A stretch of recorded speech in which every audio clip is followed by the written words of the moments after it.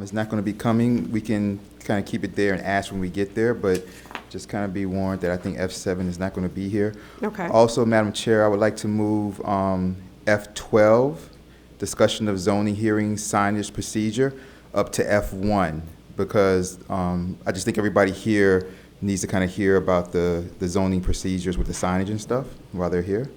So F12 will be the new F1. F7 will be pending, and I think that everything else is good. Everything else is good. Let's move F10 down to the bottom. I think that should be the last thing. So F10 could be the new F12. F7's pending. F12 is the new F1. Okay. Okay, so, I make that motion for with those amended changes, Madam Chair. sure. Do I have a second for that motion? I'll second that. All in favor? Aye. Aye. Any opposed? All right, hearing no opposition, that is the new order of the agenda. Moving forward, let's move to subsection E, approval of minutes. Do I have a motion to approve the minutes for our July 9th Planning and Zoning Committee meeting? Yeah, so moved. Do I have a second? All in favor? Aye. Any opposed? All right, hearing none, I will move forward to our new F1, which would be the discussion of our zoning hearing signage and procedure. Would Scarlett be leading us in that? Okay.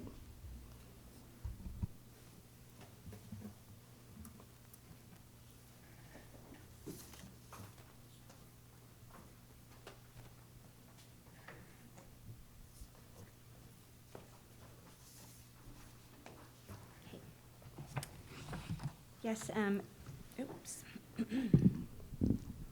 Good afternoon, good evening.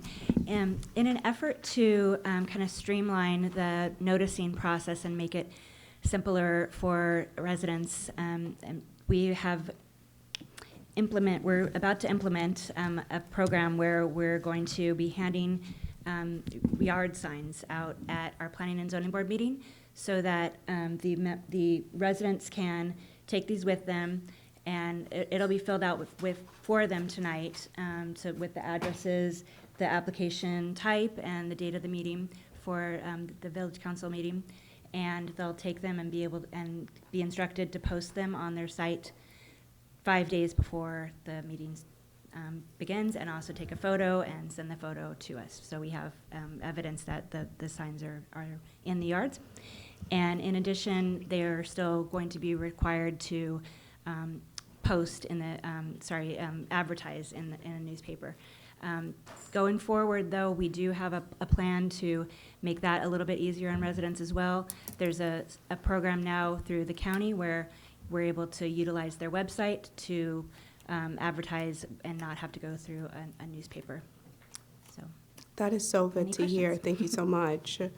Are these signs reusable? Will they be returning those signs, or, because they're looking, we haven't implemented the program yet, but it's possible. Yeah. They are double-sided, so Okay. if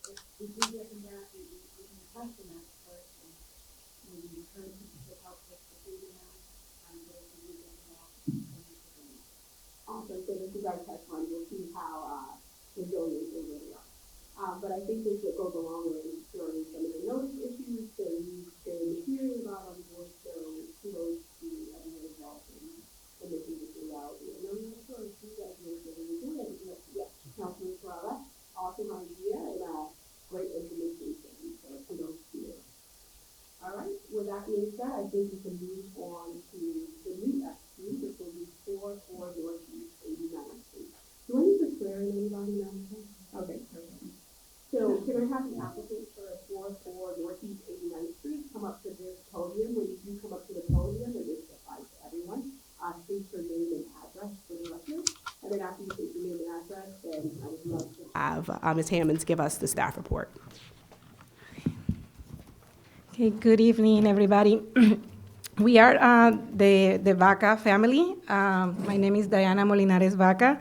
It's my husband, Alfred Vaca. We are 44 Northeast 89th Street. And our kids, Rosalia Jax Owen, and my cousin is here with us. Hi, everyone. Say hi. Hi, can we get the staff report on this item, please? Thank you. Yes, this applicant, the Vaca family, is requesting site plan approval for construction of an addition to an existing residence located at 44 Northeast 89th Street. The site, the property is 6,950 square feet, and it currently contains a single-family home built in 1953. The proposed residential use is permitted under the code, and the proposed home addition is to create a second story that will be a total of 3,000, and the house will be a total of 3,361 square feet. It will eventually have 5 bedrooms and 6 bathrooms, and they do propose an update to their facade. The home was reviewed under the standards of the code and found to be consistent as far as all the development standards, and no variances are requested.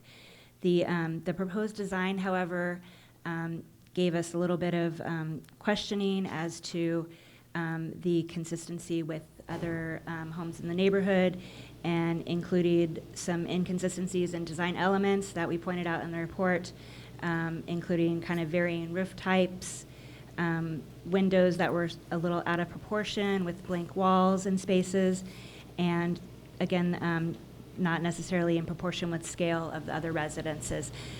So in that regard, the staff is recommending denial of this architecture, and between the time that our meeting was originally scheduled earlier in this month, the architect has made some revisions that has a presentation for you tonight, if you would indulge him to show you some of the changes that he would Yeah, this propose. leads right into my question as to whether or not they would be okay with changing some of those design elements, but I'm looking forward to seeing the Yeah, presentation. so if the architect could come up at this time? Can I explain a little bit why we want to do this project and it's Yeah, it will be a good time after your architect presents, and then you can go ahead and we'll definitely give you a chance to, Okay. yeah, Thank just, you. no worries. Yeah, go ahead. Okay, Well, you if wanna- Ms. Hammonds doesn't mind, are you okay? Okay. Well, thank you. Thank you for the opportunity, Scarlett, to come back with our revisions. To start, at the beginning of this project, we did like a survey of the neighborhood to determine the types of roofs, the type of combination of roofs, the combination of volumes that either have been in the past, typical of El Portal, where we typically have some front building, maybe accessory building, 2-story. In fact, next to this house, there is exactly that case. As you can see here, like right now, we're a village hall, combination of flat and pitch roofs that we have here at this building as an example. And you can see here the buildings of the adjacent house, where you also have a detached 2-story inspirational to what we are developing in our building, except that we're not doing it detached. And the reason being is we're trying to preserve the air in illumination and daylights for the building.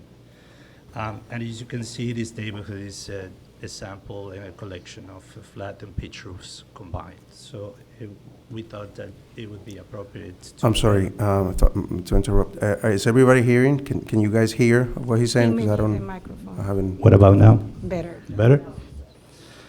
You want me to start over, or you can... No, you could just Okay. continue. I expected to say that. So we started with the process of surveying the neighborhood for the combination of pitch and flat roofs. Also, the railway, buildings also have this combination. It's very typical. So we indulge in this design starting from the base point. That is very typical in El Portal to see the combinations of flat and pitch roofs. And the addition also is favorable in terms of illumination, and it's very compact. The addition itself, the footprint of the addition is only about 600 square feet, and it's 2 stories. So to begin with that, and then you see the diagram of the location of the house with, a collection of combinations of flat roofs and pitch roofs. So we, also are providing a couple of examples of metal roof that we chose that is more common and becoming more common, and also for sustainability reasons more popular. And obviously trying to detract from the homes that have like this frontal big cube feeling, which are kind of putting a difficulty into the urban planning. So I know where she's coming from, and it's important to keep an eye on this because it's kind of changing the trajectory of the feeding of the city. But I think we are very contextual. And because of that, like Scarlett was saying, we are not seeking any variance. We are complying with all the rules. And our site plan basically just shows here compliance in terms of pervious, impervious. And Can I then ask you a small question? addition. I don't mean to interrupt, but has there been any change to the rendering that was submitted? Yes, I will get to that. Yes, because I don't want to cut you off, but we do have a lot of people waiting, so I will have to keep you and your Okay, presentation to like 5 minutes. Okay, great. Right. Following the comments, one of the things that Scarlett observed was the size of the rear addition. And one of the things that we are doing is trying to keep the design that we had before. We're taking it a little bit further. One of the things we're doing is we're creating a shadow line and changing the texture of the base of the building to create a demassing of the building. Also, as you can see here in the frontal view, we are creating a shadow line to break the rear facade. It's really far back, you cannot see it. Excuse me, and Yeah. if you can stop right there, Madam Chair, if I may. The applicants weren't sworn in. They say we don't have to. They don't have to. Yeah. It has to be on the, okay, Yeah. okay, never Okay. mind.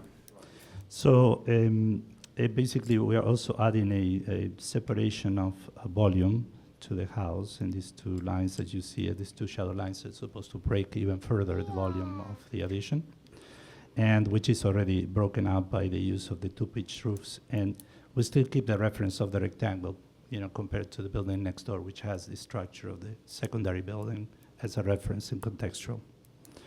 And then, obviously, this translates to the rear of the building, small addition. Again, when we're looking at the rear of the building, the rear is the only side that you have these larger windows, but also you can never see this side from the street, and you can never see the side compared to other sides of the building. And daylighting, I think, is very important. We should encourage larger windows because in Miami, most times you're in a room daytime and you have to put on the lights. So we gotta be proactive about sustainability. So large windows for me are a plus in any property. And just to give you context of what it looks like, obviously the picture on the left, if you're standing across the street, you don't see the building and the addition at all. Okay, thank you. And then I only need like 30 One more? seconds. Okay. Yeah. And then if you see the addition from, let's say, the front into the other side, you see it, but it's really receding in the background, so it's not really noticeable from the street compared to like the other building that we saw 2 stories right on the street.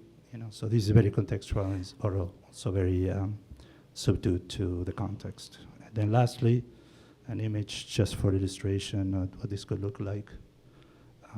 We added the shadow line that I discussed and a tad darker metal roof for contrast. Okay, thank you so much. So I think a natural thing for us to do now is to open it up to the council. Then you'll have an opportunity to chime in on some of our concerns. But I do have an initial question. Scarlett, in your report, there was some mention of the fact that there was that center, I don't know if it's a window or door, that was like really parallel to the top of it was the central window that was parallel to the top. And I had a question as to whether or not that was the actual way that it was going to be once the property is done, or is that just kind of the impact that a bad rendering is going to do? It appears from the elevation that is the case, but the roof is pitching towards the back, so there's a good 2-foot space under that window. Okay, Yeah. thank you so much. And I would love to know from Scarlett, in light of what, and could you give me your name again, sir? Ulysses. Ulysses. In light of the information that Ulysses just shared with us, does that in any way change the Corradino Group's analysis of whether or not this does fit within the village? I think that the design is an improvement for sure. And the only issue was kind of the massing and scale of those windows versus blank walls. He addressed that. And then again, it met all code requirements. It was more of an aesthetic concern. And again, maybe to your point, maybe the rendering made that central second-story window look really odd, just kind of floating there, and it didn't really Yeah, do justice to the building. So. I feel you on that one. Does anyone else have any questions for Ms. Hammonds on this item? Councilman Arbol? There's a pool already existing on this property, is that right? Yes, there Okay, is with a the pool. deck all the way around, is that right? Correct. My first question really is just about lot coverage, and just to understand that with the existing structures that are already there and the additional footprint of the proposed addition, we're right up against the threshold of lot coverage, is that right? Yes, Okay, but we are within. correct. Yes, Okay. it meets code. Okay. That's my only question for now. I'll wait until then. Awesome. And now, yes, what would you like to tell us about why you would like this approved? Yeah, I really appreciate the opportunity. Of course, the train's passing when I'm talking. But, we bought this house when I was in training. I'm a physician at University of Miami, and it was my second year in training, and we bought this house before we had kids, and our goal was to grow, and I get emotional because all of my 3 kids were born in the house. It's very important to us. We don't really want to move, but we are like literally on top of each other right now. It's a family of 3, and sometimes we get my mom to help out, and so she stays there. So we love the neighborhood, and we have strong relationships with it too. We got letters from our neighbors that have seen the design and also have support the construction, including the next door neighbors that I feel so bad because when construction is going to start, they're going to be like affected, but they are like all for it. They're also seeing each one of the birth of our kids. What I'm trying to say is that we are really invested in the neighborhood. We have been here forever. We want to stay here. We just need a little bit more space for our house, and because we love the neighborhood so much, is that why we put so much. We have been working on this design for a year, literally with 2 architects, Ulises being the main one here for it, but just to make sure that we met code, including the codes that are coming up, everything. And I know the window looks weird, but I promise it's not. It's not like that. It's just the optic from the one-dimension design makes it look odd, but it's not the case. So we really appreciate the opportunity. Thank you so much. And congratulations on the growth of your family and just, the realization of a dream. I know how that feels. So now that the council has had an opportunity to speak on the topic, I feel like everyone has had a chance to chime in. Is there anyone in the audience that would like to comment or opine on this? Hearing none, I'll bring it back to the council. Does anyone have a motion or would like to make a motion, or can we make a motion to approve this subsequent to Ms. Hammonds and the Cordino Group's? I have just one more question. Okay. As far as when we're talking about the mass of the addition, right behind, so like in this photo, I can see what you're trying to accomplish in terms of that recess, right? In the profile of the house, which I believe is the west face. Can we picture it? West face. In that mass of the addition, there's 2 windows presently in the drawing. I guess my question might be for Scarlett. Okay, so this is that's the back. Yeah. Yeah. Okay. So I think what I'm looking at on the top is actually the east face. Is that right? Yep. Okay. West on top, south at the bottom. That is okay. I'm gonna go now east. the Okay, top. there we go. Okay, I was just turned around a little bit. Okay. All right. So, Scarlett, I guess my question to you is, are we satisfied with those 2 windows breaking up that facade?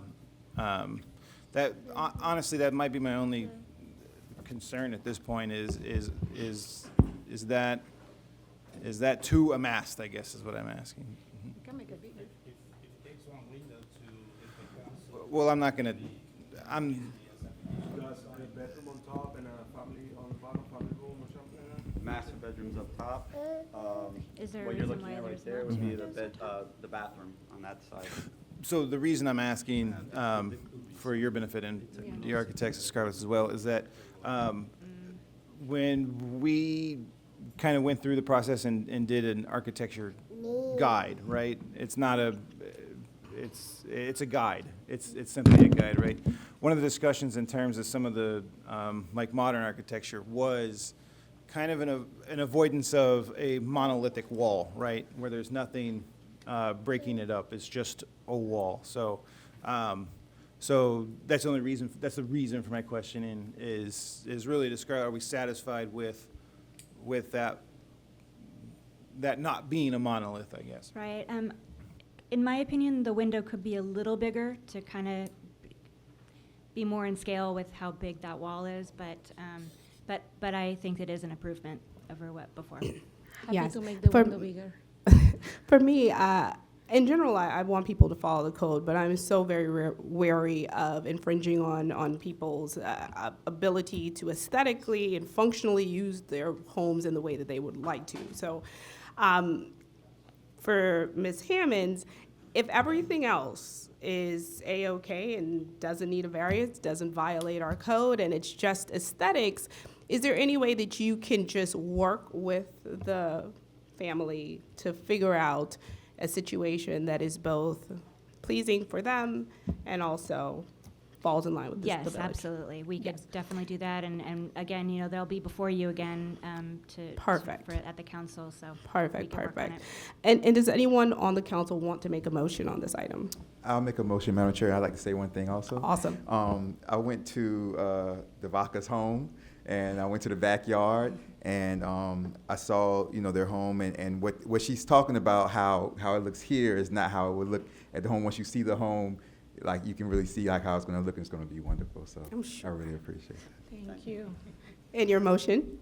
Yes, my motion is to approve the project of 44 Northeast Street, the addition, with the discussion that we had. With the Awesome. Do I have a families. second for that motion? I'll second. All right, Madam Clerk, can I have the roll call? Roll call. Member Nickerson, Yes. Member Urban, Yes. Vice Chair Perella, Yes. Chair Martin. Yes. Motion passes 4-0. Thank you, appreciate it. We'll make the wall look better. I'm sure it'll be fabulous. All right, moving on to the new F2. This is going to confuse me. The next item is 256 Northeast 90th Street. Can I have the applicant come up and step to the podium? Once you get to that podium, please let us know your name and your address for the record.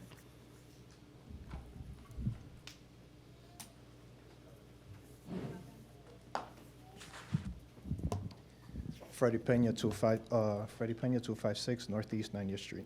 Thank you for joining us, Mr. Pena. Can I have the staff report on this item, please?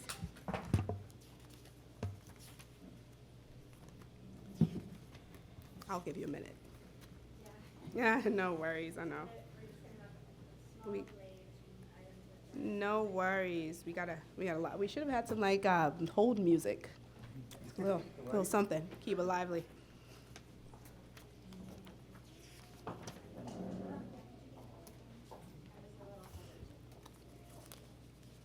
Okay, thank you for that minute.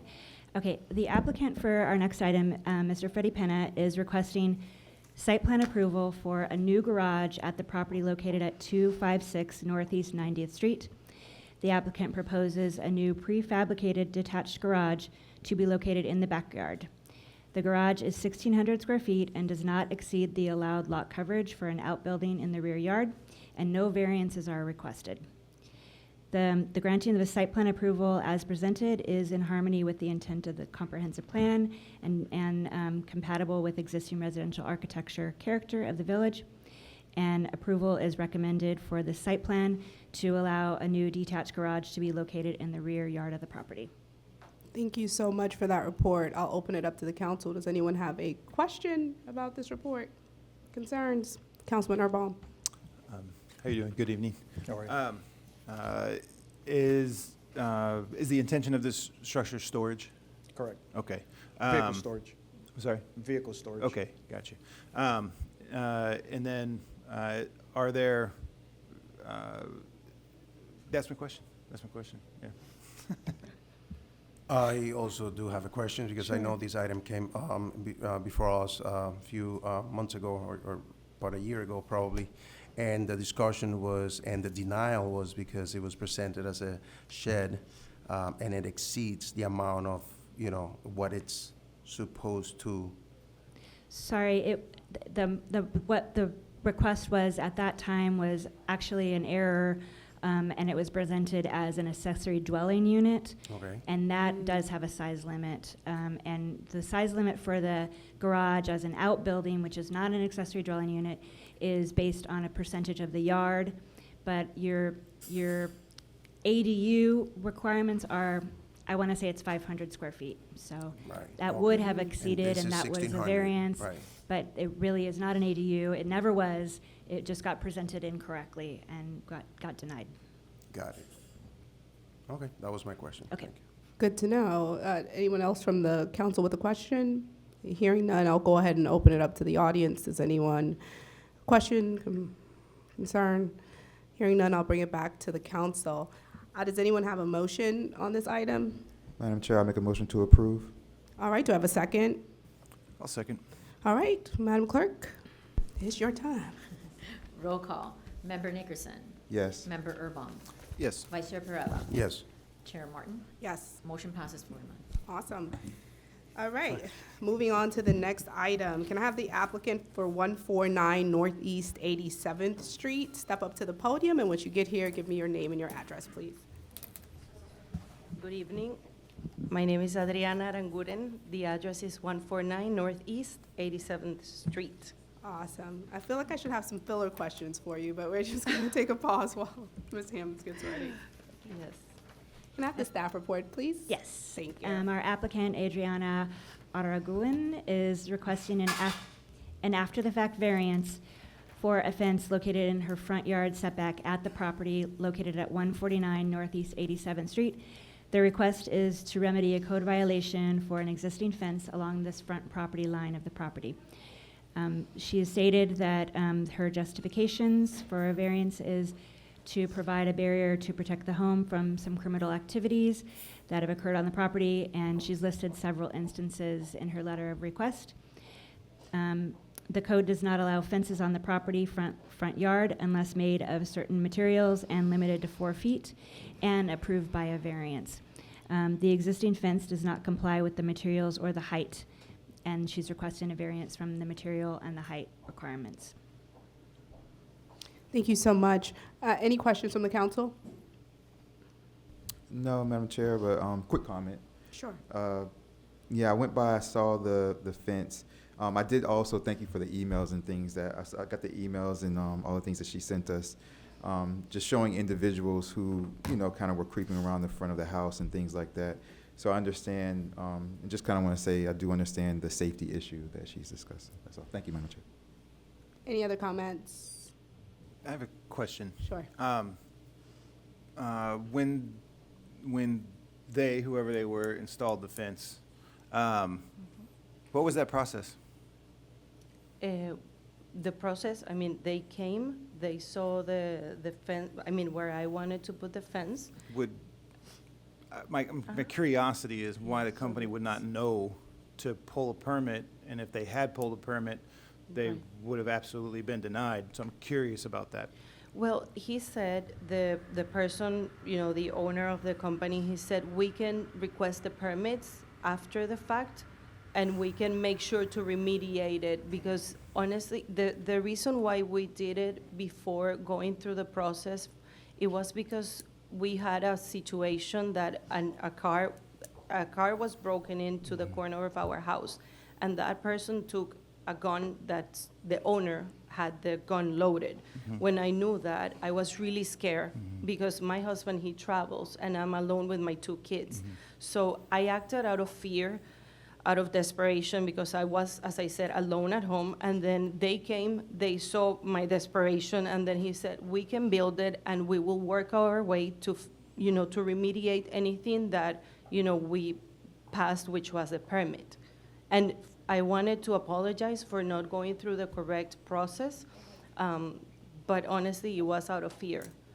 And I'm here to say that I'm willing to do anything that is needed and to work around to fix our mistake of not going through the right steps.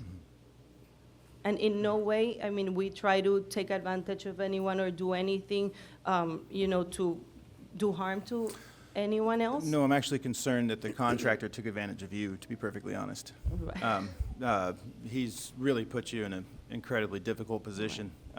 So my real concern is that the contractor took advantage of you. I'm not suspicious of your intentions.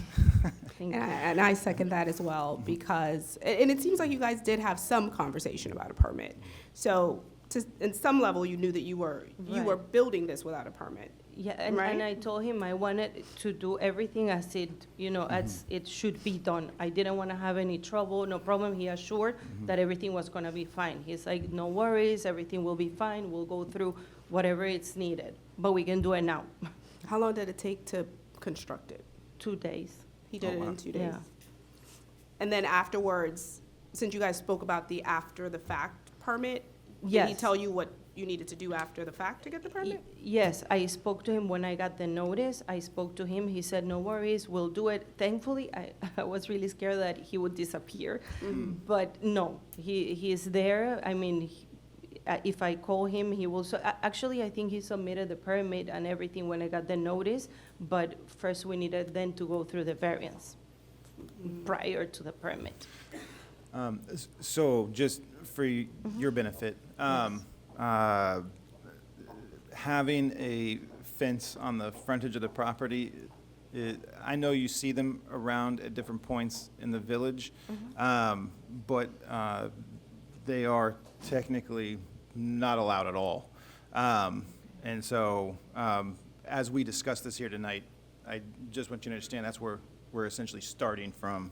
Right. And then we're going to have to parse this out and figure out what we are going to do about it. But I wanted you at least to understand that that it's not it's definitely not personal. That's the point. So Yeah.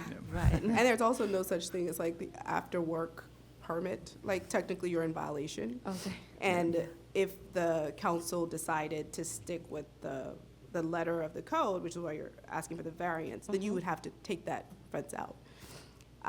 And I think what Mr. Councilman Erbaum is saying is then I would have a serious conversation with the contractor that put it in without the permit, Right. because you might then have, some recourse. I don't know what it is, through them, but like technically no, for sure he did something that was against the code, because you're not supposed to have either that height of a fence or that material at all. Okay. And I, for one, feel like if we expect people to follow the rules, you can't reward someone who doesn't follow the rules with just kind of having what they wanted. That's my thought on it. I don't think it's your fault, but I do think that it's something that you need to address with the contractor that told you that you could get a permit after the fact. He kind of just installed something that was completely against the law in the village of El Portal. That's my thought on it. Does anyone from the council have an additional question? No, I don't. Okay. Can I open it up to members of our audience? Does anyone have a comment, question? Hearing none, I'll bring it back to the council. Does anyone have a motion on this item? Yes, Madam Chair, I'll make a motion to approve. Okay, do I have a second?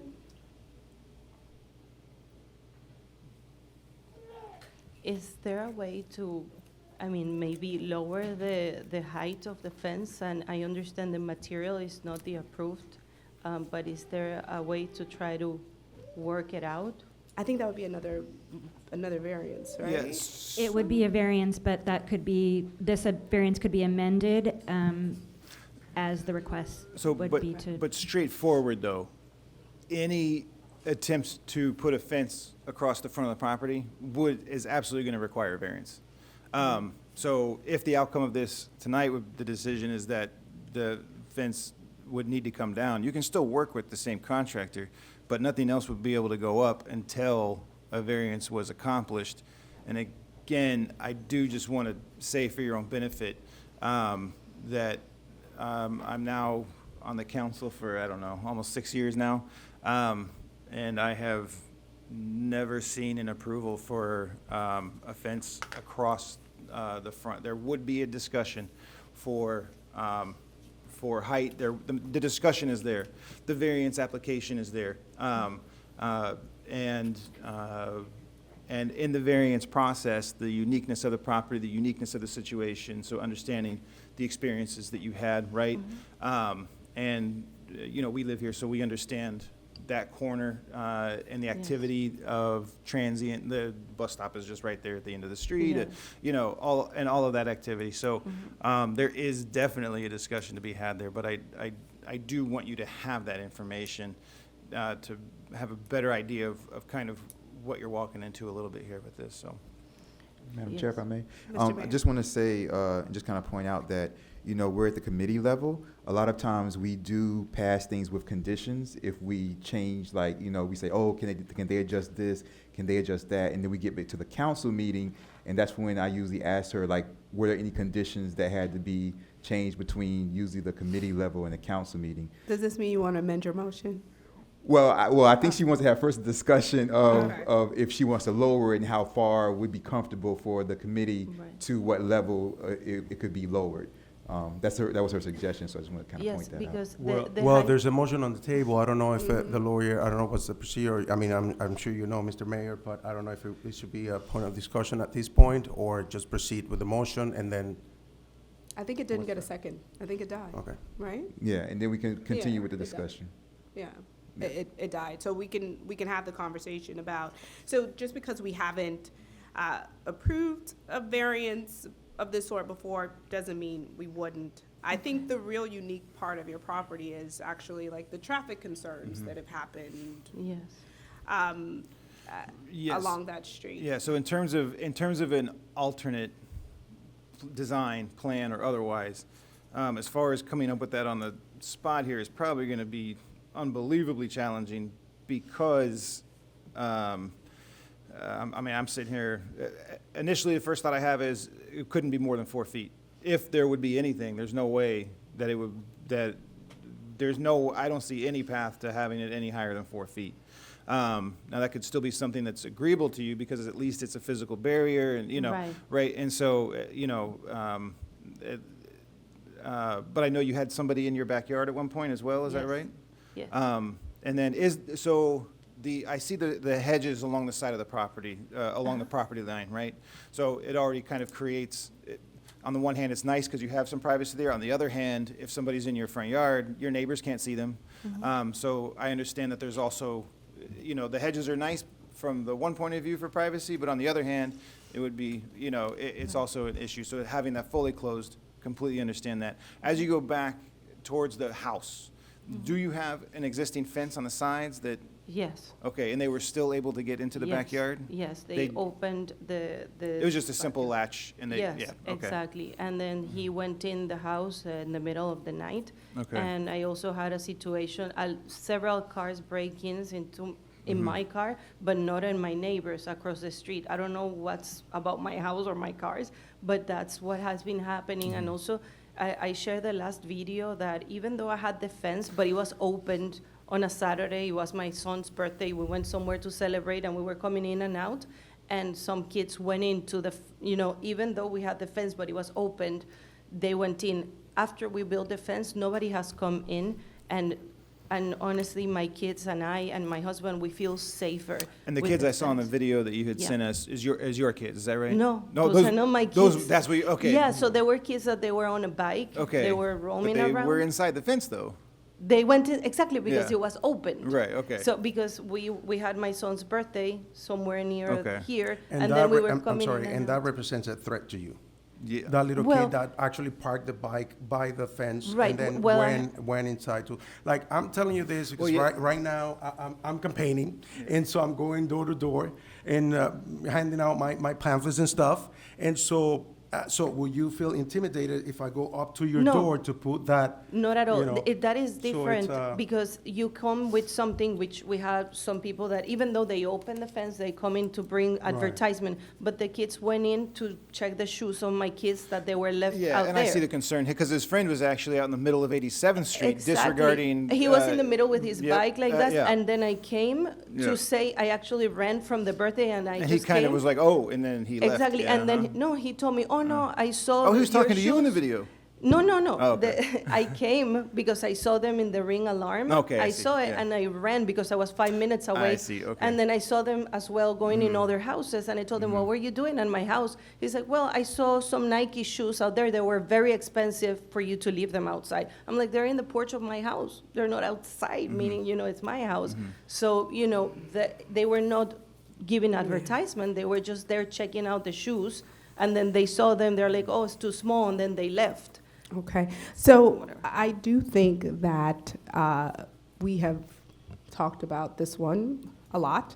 I know It's a the tricky one. mayor's, it's a tricky one. The mayor's motion failed. I sense that you would like to speak with the Corradino group about some iterations of this thing that you might want to present to the committee at a later date. So is there any other motion? If the motion to Would she, approve. yeah, Madam Chair, if I may? Mr. Mayor, sure. Would she accept a 4-foot fence, still having a barrier in her front of her house, that, Councilperson Urban kind of suggested that, or not suggested, but he mentioned?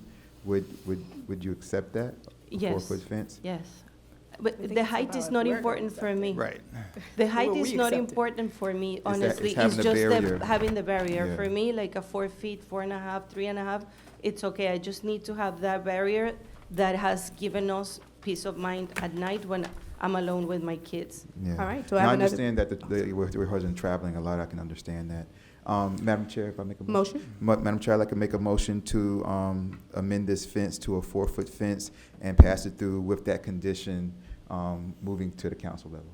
All right, do I have a second for that? And is that motion also with the same material, even though it's not in our code, approved in our code? His motion says same material, just different height. Okay. Yeah. Is there a second? Are you muting or unmuting? All right, so it appears that that motion is died as well. Is there another motion that we would like to proffer on this item? No, the way I see it here is, really, the issue is the contractor. The issue is the contractor. If the contractor had gone to pull a permit, he would have discovered that he needed a variance. They would have gone through a variance process. There would have been conversations with the planners who would be able to find some path towards something, right, that could work. So, for your benefit, the reason I personally did not second the mayor's motion is because we don't there's a whole discussion that needs to take place between the contractor, the planner, and have something that would be even remotely palatable to the council. And so I don't see a path to an alternate in this discussion here tonight. Does anyone want to defer?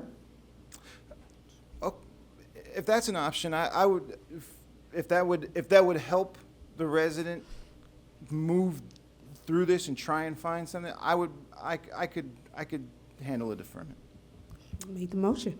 What does I'll that move to mean? defer. I'll move to defer this application to the next Planning and Zoning Committee meeting. All right, do I have a second for that? I'll second that, Madam Chair. Awesome, awesome. Madam Clerk, can I have a roll call? Roll call, Member Nickerson, Yes. Member Urban, Yes. Vice Chair Perrella, No. Chair Martin. Yes. Motion passes 3-1. All right, I would just say, get with the Corradino group, and look at the material that is allowed, And the height. before we kind of. But again, it's not just the material. I mean, the reality is, the reality is, we do not approve these types of things. That's the reality. We do not Sorry, approve. say that again? You know- We do not approve front fences along the frontage. Just to be, so we've bought you some time. If there is any path towards a solution here, we've got you some time to, and a path to try and solve that without the harsh penalty of demanding that it's removed immediately and all of that. So, Yeah. it's But I like- would loop in your contractor Yes. in that Imme- conversation. Yeah, immediately, Okay. yeah. So it, Okay. and he might have been acting in good faith because there might be, we have different codes in some of the other areas, so, Right.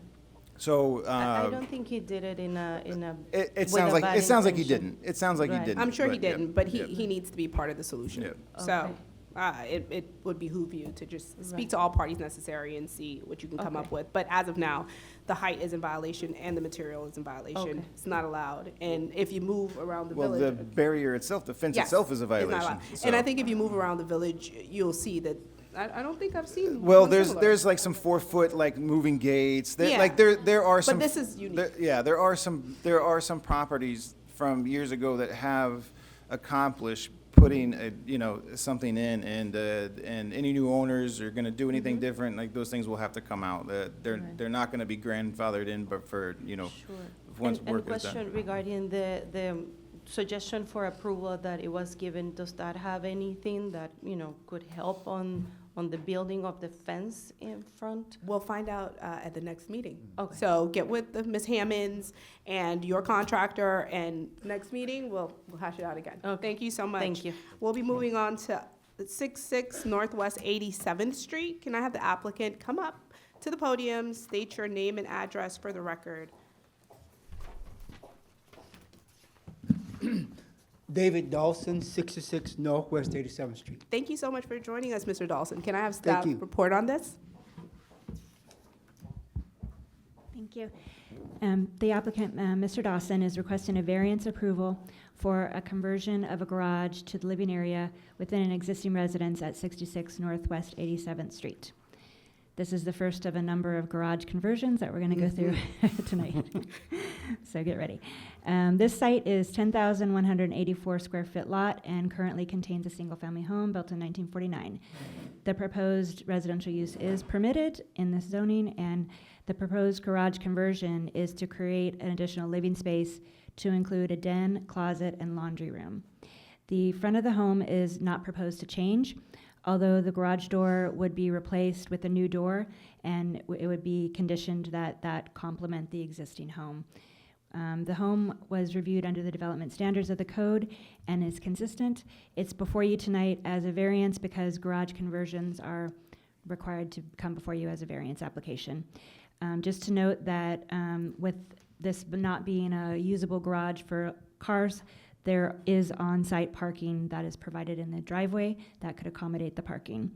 And for that reason, we are recommending approval with the condition that the replacement of the garage door is complementary to the existing home. And a second condition is that I believe Mr. Dawson is still owed application fees to the village that he would be required to pay before he goes to the next meeting. Okay, thank you so much for the report. Does anyone from the council have questions? I have one question. Sure. So, do you have a design in mind for what that front will look like when it's done, or we haven't quite got to that point yet? The architect actually had drawn in a roll-up door, but I don't think we'll go, my wife doesn't want to go with a roll-up door. It doesn't look nice.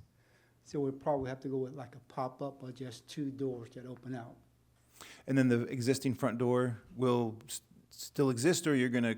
You mean the front door or the garage door?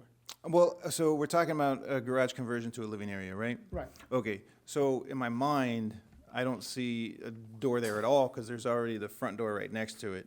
So the front door is still intact.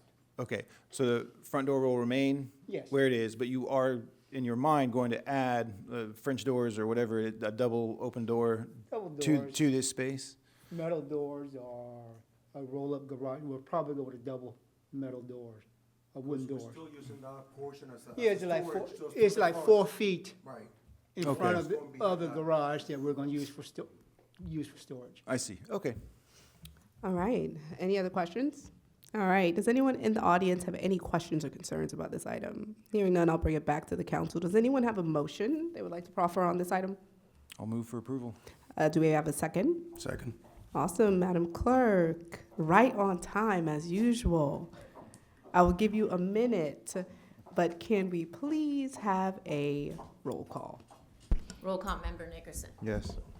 Member Erbaum. Yes. Vice Chair Perrella. Yes. Chair Martin. Yes. Motion passes 4-0. Congratulations. Thank you. Now we will move on Do we, to, for everyone's benefit, do we want to remind everyone that there will be why don't you go? the go need ahead to and do- reappear at the general council? Go ahead and Okay. do it. So there's a couple people who've left, but for everyone still here, if you would have your variance or your application approved tonight, you still do need to move to essentially this same exact process that will take place in front of a regular council meeting, as opposed to this committee meeting, right? So if you have approval tonight, you're moving out of committee and it's headed to the full council. Madam Chair, if I may. Sir, yeah, you have to see the clerk. So if anybody gets their thing approved tonight, please see the clerk, so that you can move on to the next move. That was a much better explanation. Thank you, And Mayor. don't forget to post your signs Awesome. You guys are all campaigning to be the new chair. and take a photo. So basically, I can probably, this is like, so you would have to come to a hearing, which will be taking place December 10th, based on, at 7 o'clock. This is just the first phase. The second phase will be coming to the hearing. Yes, but the second phase is super easy, so no worries. Next item is for 100 Northeast 89th Street, another garage conversion. Can you step up to the podium and state your name and address for the record, please?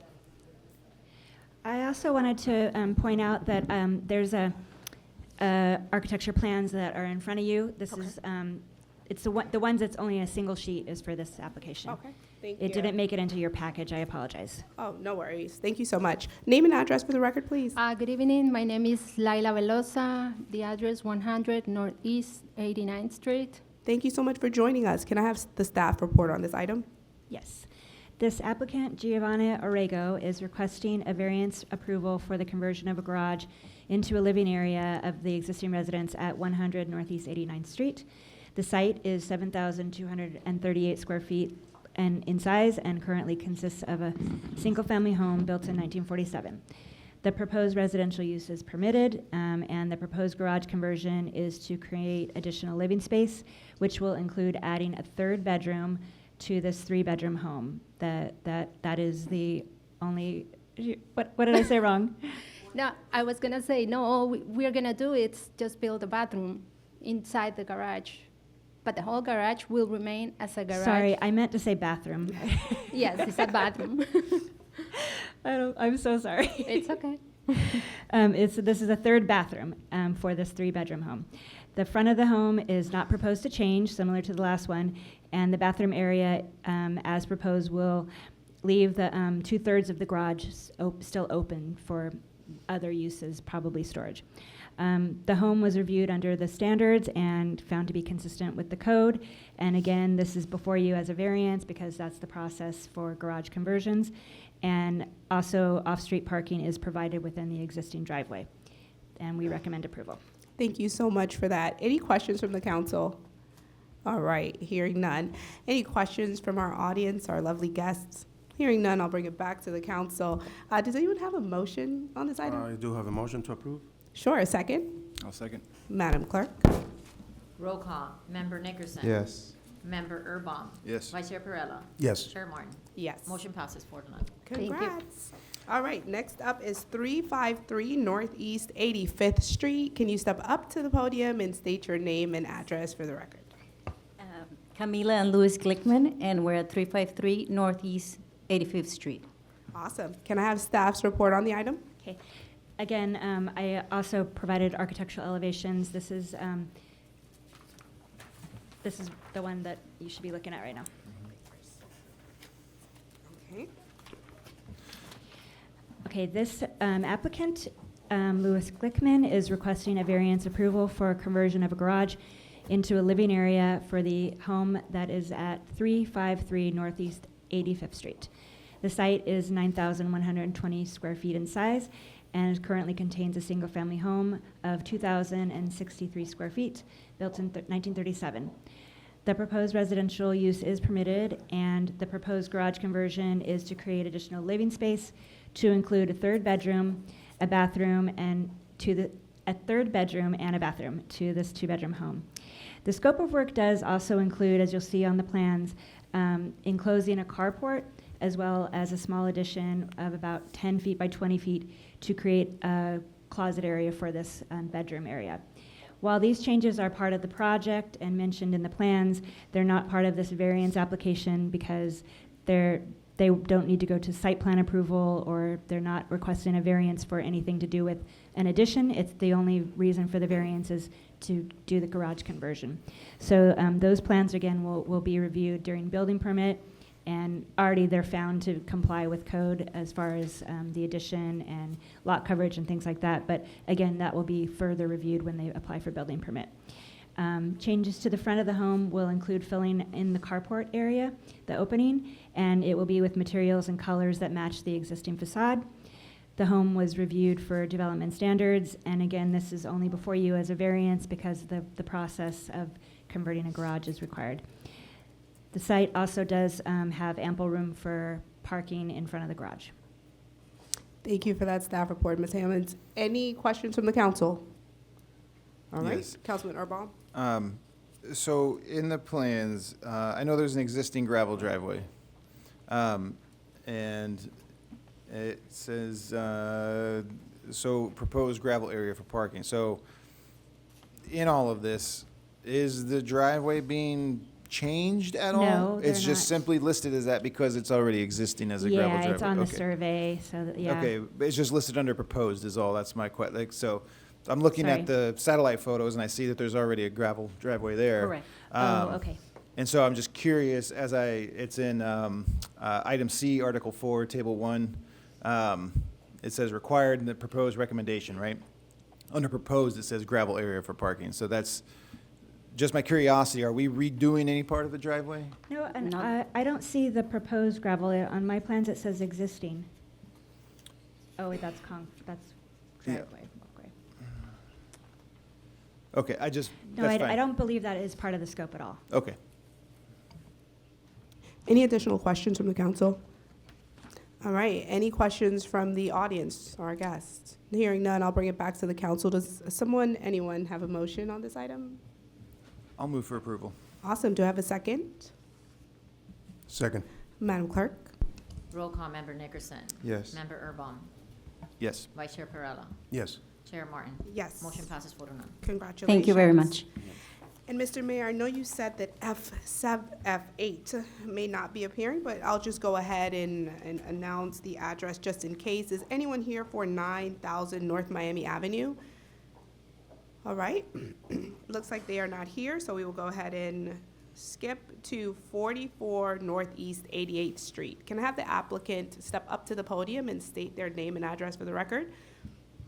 That's for 44 Northeast 88th Street.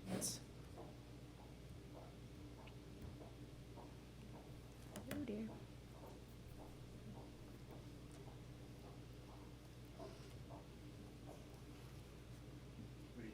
Good evening. Good evening. My name is Josh Rojas. I'm the representative for 44 Northeast 88th Street. Okay, thank you so much for joining us. Can I have staff's report on the item? Yes, and again, architecture is in front of you in the last packet that I submitted for you. This is request for site plan approval is for the construction of a new home at 44 Northeast 88th Street. The site is 8,100 square feet and currently contains a single-family home that was built in 1919. The proposed residential use is permitted. The proposed home is to be 2 stories and will be a total of 4,944 square feet.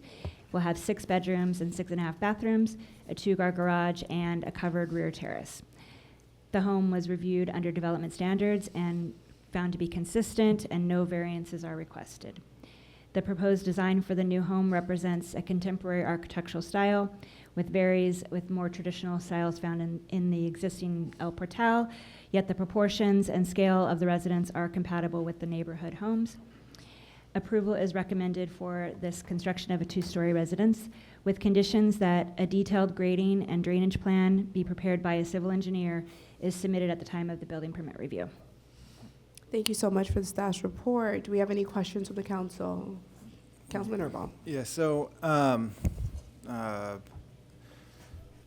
so, with the size and scope of this project, we still feel that it fits with the surrounding, or the, you know, the overall,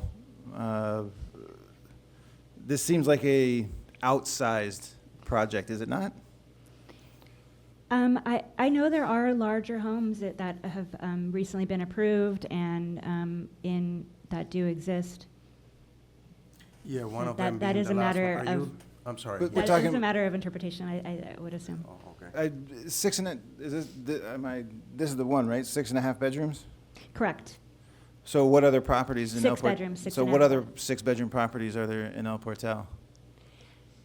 I believe that we approved a new single-family earlier this year. That was a Was that the one with large all house. the amenities in the backyard? It was. So, okay, my question for the applicant is, Double lot as well. so the one concern that I have, I'll just tell you, is that we're talking about one of the homes that's over 100 years old. So just in terms of historical preservation. On the other hand, the garage variances that you've seen approved tonight, we're talking about, you know, these older homes are smaller. There's no storage in them. I mean, my home's built in 1950. There's not a closet anywhere in the entire property, you know. So totally understand the need for more space. My curiosity about this project is who is going to be utilizing this property? My specific question is this property designed for entertainment? What do you mean by entertainment? Short-term rentals, Airbnb? Oh, no. Okay. No. Specifically for a family, like a new up-and-coming family that moves here. Okay. Yeah. It's not prohibitive I mean, there's nothing we can, we're not going to be able to say no just because it is a short-term rental. My curiosity about this project is simply that it seems, okay, let me ask you this. All I see is one photo of a rendering. I don't see any plans. The I don't facade. see any floor plans. I see. So I pointed that we. That's the one, okay. Yeah, we handed these out. All right, then give me a minute. Okay, sure. Yeah, the issue that I have, if I may, Councilman Madam Perella, Chair. yes. Yeah, the issue that I have with these plans that I didn't see the renderings for the front facade. I mean, it does touches my heart, being a house, one of the oldest house that we have in El Portal being demolished to, you know, build this block house. But like Councilman Anders said, there's nothing we can do to prohibit that. It is just sad to see Yeah, no, I get you. small tiny yeah. house go, and for me, it's hard to determine whether approval or not seeing the front facade of the house and see whether, I know it might So- comply to everything because with all the code and everything, because you recommend an approval, but Should be on page 2 of the staff report. that's the back with the pool. Oh, yeah, you're right. Okay. Yeah, I don't see, I couldn't see the front facade. Now, I'm also aware, you're also the guys, the builders that building the corner house over here, Northeast Third and 89, right? 301 Northeast. 301 Yeah. Northeast 89. Okay. So. That was just, I found it. It's sheet A4. but not a picture, it's just like the, Yeah, Right. it's just black and white. yeah. It's just the elevation. Okay. I mean, we did send the elevations. I mean, the renderings to the front and back. And Okay, I guess I didn't get into It's okay, it this happens. package. And I I'm think, sorry. I think it seems clear that the answer is no, but don't like to assume anything. But will any part of the existing structure be preserved in any way, shape, or form? And it's acceptable. As of now, no. That's fine. No, Yeah. no is an acceptable answer. That's fine. So I just, for my own curiosity. Yeah. So I got 4 kids, so I totally, I would be in the market for a 6-bedroom house if I had the money. It could be yours. If I had the money, I said. Yeah. Now, I do see here elevation 8. Is this the front of the house? Because it has a door, a garage door, has 3 big French doors on top, Yes, and a the big front. window, and so it's basically a square with 4 windows and a car, and a garage. and a car garage. Correct. Okay. Right here. Yeah. I mean, it's, you know, we had a whole extensive, what is it? What was, Plus Servia did the whole, you know, Madam Manager, was, the design guide for, you know, so nothing was taken into consideration, even though 1919 house is being demolished, and you guys didn't take any suggestions for our architectural reference book to kind of integrate something, arches or anything to the front of this house, right? We tried at the beginning, but the partners we were doing it with, they didn't like it. So Okay. we had to redesign it at the beginning. Yeah. So, so then this is not strictly, like the company you represent here tonight, this is not strictly their project, this is someone. Yeah, it's a conjoined project. Very good, okay. Any other questions from the council? Any questions, concerns, comments from anyone in the audience? All right, I'll bring it back to the council. I have just clarification. No, go ahead. Remind me, what's the, so we're talking about, to the max, 25 feet height, is that right? Sorry, the overall height of The the building? overall height, yeah. Oh. I believe I see it as 25 feet, I just want to, It says 26.6 with an overlay or over. With a parapet, yeah. Parapet. So it's Yes, 25, complies, yes, it complies with 25 feet maximum, yes. so with the parapet, it's 26.6. Okay. I definitely agree with you guys. I think this is different. I usually don't like to tell people what to do and what looks nice because it's so subjective. But a home built in 1919, I mean, I think there's something really significant about that. So I don't know if there is some wiggle room for the applicant as far as design is concerned. But I hear the comments from the council, and I also completely think that homeowners or investors should be able to do what they would like to with their property. And we have nothing on the books presently to impel preserve anybody it. to, or Exactly. to compel, sorry, to Yeah. compel anyone to do any preservation, so, Yeah. yeah. With that being said, does anyone have a motion on this item? Mm-hmm. Does anyone have a motion? Deferment? Anything? I'll move to defer this. I'll move to defer this. I mean, so I think this is an outsized project compared to what we typically see. So there is some, I believe we as the council need just a little more understanding of what the footprint that we see here is pretty well the established footprint. Is that right? Yeah. And even the design and the architecture, the style is pretty well set, is what we're seeing here. Is that right? Yeah. Okay. I'll move for deferment to save To them the from next having question. having to restart the application. Okay, that's a reasonable motion. Do I have a second for that? Second for deferment, Madam Chair. Awesome, Madam Clerk. Yes, a roll call, please. Roll call, Member Nickerson. Yes. Member Erbon. Yes. Vice Chair Perella.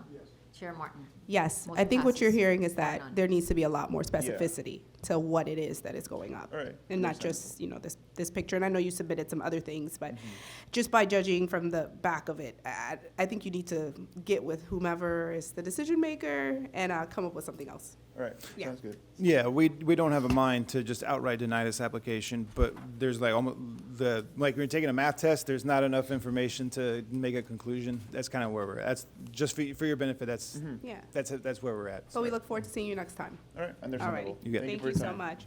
All right, moving on to 401 Northeast 86th Street. Can I have the applicant step up to the podium and state your name and address for the record?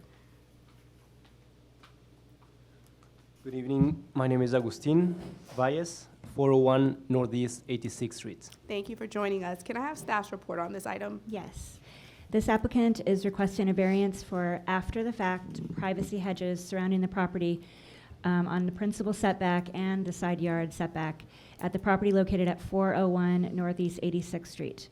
The hedges are Colusia, and that's a Florida landscape approved list of non-invasive. The applicant is also asking for approval for a variance to allow the swell area to be of material other than vegetation. The entire length of the approach consists of gravel along the length of the frontage.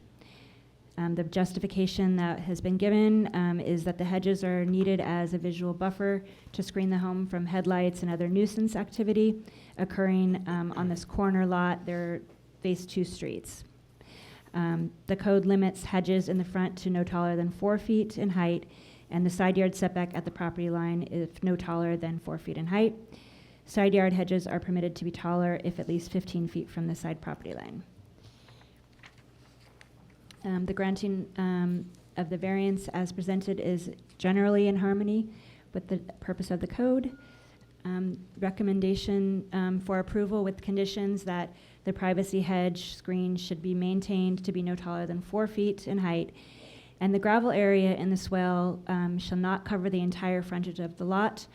The property shall have a buffer of some sort of shade-tolerant ground cover. That's because the applicant has noted that it's difficult to grow grass in a shady area. So some sort of ground cover that would be between the two driveway approaches, and that would minimize the appearance of the entire frontage of the property covered in gravel material. Thank you for that report. Does anyone from the council have any questions or comments on this item? Madam Chair, if I may. Everybody, Councilman okay. No, go ahead. You go first, Mr. Mayor. What you put in there, because that property always, if I remember correctly, had hedges around it. Yes. So what you added to it was not too much more than what was already there, correct, when you moved in? No, exactly. Yeah. We didn't, I mean, just to clarify the situation, we bought the house in April 2023, last year, and we moved in only in April 2024, this year, because the house was rented when we bought it. We didn't do any change on the house. That's what I The thought. hedges were already there for many years, and we didn't do any change on the property. That's what I figured. So Oh. they didn't do any change because I'm always delivering flyers to that house. It's right over here in Sherwood Forest. I know that house well. So thank you for that. That's what I thought. Yeah, just to add to that, after buying the house, we received after 2 or 3 months a first notice of infraction regarding the violation. hedges. We were, of course, surprised. We weren't even living in the house, and it was about the height of the hedges. Mm-hmm. So we immediately trimmed the hedge. We asked the code enforcement officer to come and see that we made the change. We had the green light, everything was withdrawn, the infraction was withdrawn. But by surprise again, after a couple of months, we received 3 other infractions on a property that we didn't even move in. So it was something that was already there, and we... Yes, it's always been there. The way that house is, it's always looked that way. So Correct. Yeah. Councilman Urban. Yeah, that was actually my question, was when, when were they put in? So, I mean, and if that's the case, I mean, correct me if I'm wrong, but they haven't made any changes to the property, so they would not be compelled to change the property. So in the event that you would ever choose to take those plants out and put something else in, now we have an issue that needs to be addressed through a variance process. For me, I have 2 concerns. One, line of sight, because it's on a corner. So for both vehicles and pedestrians, just maintaining a line of sight, because the vegetation is just, I mean, it's right on the street. It's right up against the property line, and so like the satellite, the street view, I'm looking around, because the plants grow and get cut and grow and get cut, right? So that's my primary concern, is the maintenance simply of the hedges, and it sounds like, you know, you have a plan to accommodate that. My other concern, honestly, was the gravel in that reality, but you're saying that you did not put that gravel in, it's been there since you, so, you know, again, unless you were planning on making a change or adding more gravel or doing something else to that design, until there would be a change, you know, applied for with another permit of doing something different, I mean, it would be at that time that the gravel would have to be addressed, as far as I know. I'd be looking for any clarification on this from. Madam Chair, if I may. Sure. Councilperson Urban brings up a good point. And I think that this is a point that a lot of people don't know, and this causes a lot of times a lot of issues, which is, you know, under this administration, we now have capable code enforcement. Prior to this administration, we didn't have really good code enforcement. So a lot of times, people will get it penalized for something, and they'll be like, well, there's this house down here that has it. Right. The thing about it is this. If you currently, and like I don't even, the way he got caught up in this is a whole different conversation that I think is for another time, because I apologize for this, what you're going through. But a lot of times you'll see homes that have things, and they did those things before our current code enforcement came in. Hello. I'm still on, but before our current code enforcement, oh, there we go, came in. For example, if you, for example, are going to redo your roof may have shingles. It's out of code currently right now. But because it was done prior to this administration, when we were cleaning everything up, we don't bother you, which is why I don't understand why you got bothered. We don't bother you. But then if you redo your roof, you have to then put it back in the current code. So a lot of people will redo something thinking that they're going to put it back the same way, and then they get penalized for it, and they're like, you can't put it back that way. And they're like, well, it was this way when I moved in. But it was out of code. But this administration, when I came in as mayor, I said, you know what, you guys? We're not going to make people rip things up because we're trying to fix things now. We'll let them keep it, but the moment they change it, they have to fall into the current code. Okay? I think that's a big thing that a lot of people don't understand. But like I said, I apologize to you because I don't know why you're being penalized for something that has always been there. But thank you, Madam Chair. Not a problem. Councilman Perella. Yes, I do have a question. Thank you, Madam Chair. Now, the issue with these corner hedges is the visual point, and also they're not actually within the property line, right? They're way beyond the property line. Is that the case? You mean that, like, in the right-of-way? In the right-of-way? On the side of the house? I didn't understand. It's not my It's understanding not. that they're Because on the that property street line. doesn't have a sidewalk, so it's hard to visually to determine. But if you go to the survey, or, you know, Or you into can the see swale. that, yeah, they're way by the road, and they're not supposed to be in that area. Because then that's Correct. Right. encroaching, Yes. encroaching into the, Right. the No, easement. they're not supposed to be even on the property line. right. And that's the issue. Right now, 10 years ago, like the mayor said, you know, people, and I remember that the two previous owners to you probably planted them 4 or 5 years ago, or so. And we didn't have a code enforcement, you know, officer going around. What I understand, gravel is not grandfathering in at all. So if he feels like you know, unfortunately, you were tackled or you were, you know, cited because he saw it, as many other properties have the same issue, I guess he will go one by one, addressing one by one. But right now, 10 years ago wasn't what it is now, that you have a lot of families walking their kids, strollers, and they have no sight. If a car comes in that narrow street, there's no way for them to go to either side, because actually the house that's, you know, on the side of your house also has all these bromelias and all these shrubs right above the road. So that's the only issue with these side hedges, that if they don't comply, because there needs to be pushback into their property line, that's the only way that I will actually,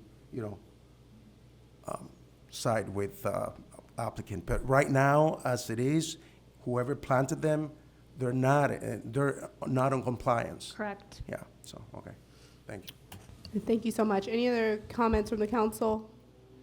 I wouldn't want to be in that situation. I think at the end of the day, I think we can all agree like that's not fair, that you purchase something and then it's been there and then now you're kind of in this, it sounds like a really involved issue. I don't know the half of it, but I do think that in addition to it being a situation where there's your fairness involved, we also have to think about our vision for the village in the future, right? And we do have a lot of small families, like Councilman Perrello was saying, a lot of strollers, a lot of little kids toddling around. I think it becomes imperative for you to keep that hedge at a reasonable height so that kids can see if cars are approaching, parents can traverse the area quickly and get their kids to safety. So we ask you that if it is, the variance is approved tonight, that you really keep an eye on maintaining that hedge in a way that it is as least obtrusive as possible. And I think that that's my biggest concern around it at this point. So with that being said, I'll open up the conversation to the members of the audience. Does anyone have a comment about this item? Seeing none, I'll bring it. Oh, Madam Chair, may I just speak Sure. to the swale material? Sure. So the next item on your agenda will relate to code amendments that are coming forth. And so I ask that you participate as a new member of the community in the item. I know our planners will come up and talk about it from Pluserbia to talk about swale material, but the gravel is not allowed because it is a safety hazard. And I know that several homes in the village have this.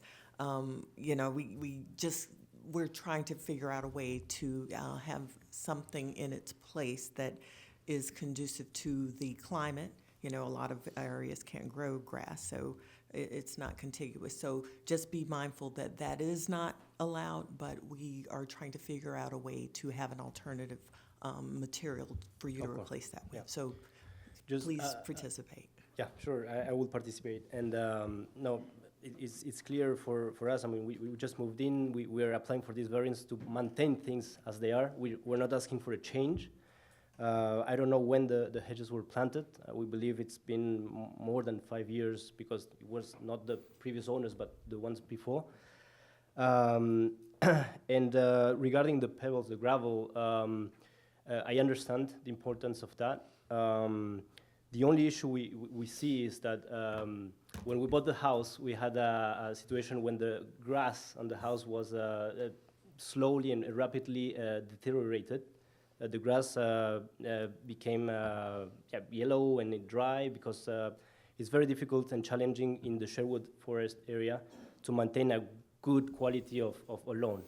We actually invested almost $2,000 to remove all the deteriorated grass and put some good quality sod in some part where it was deteriorated.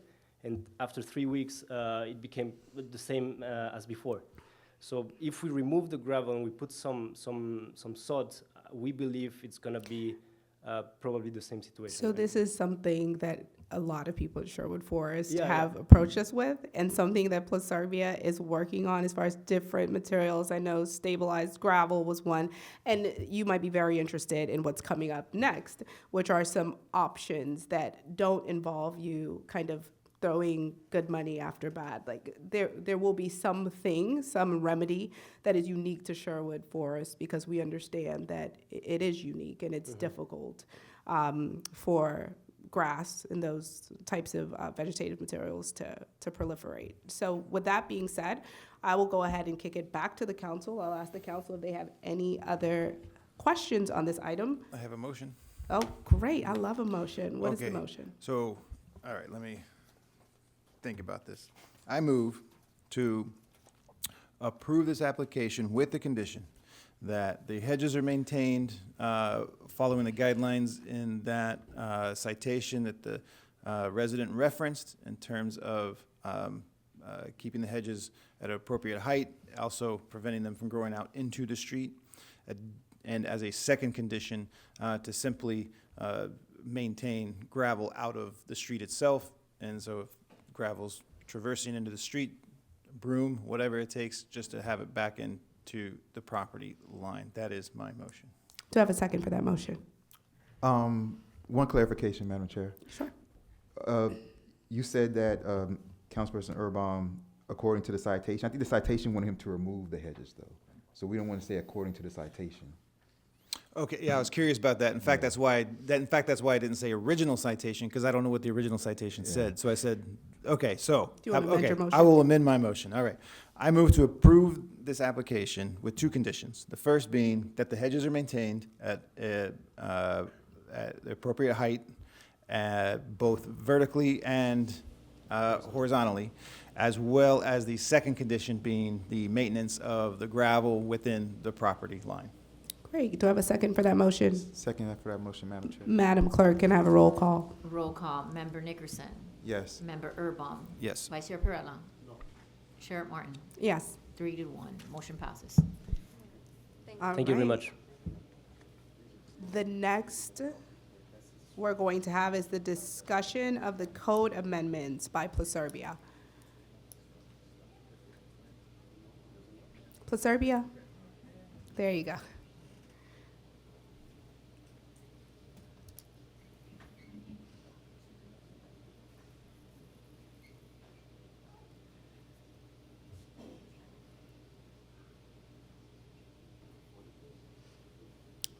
Discussion of code amendments. We're going to leave the former F10 for last, and this is F11.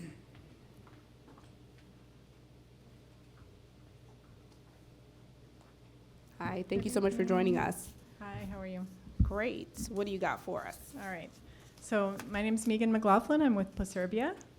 I have been with you all for about 8 years, I think, and I worked on the original form-based code that was adopted, I think, in 2017. And as you know, like in the course of any code, the life of a code, you've had some chance to kick the wheels, if you will, see what's working well, where there's some need for some updates.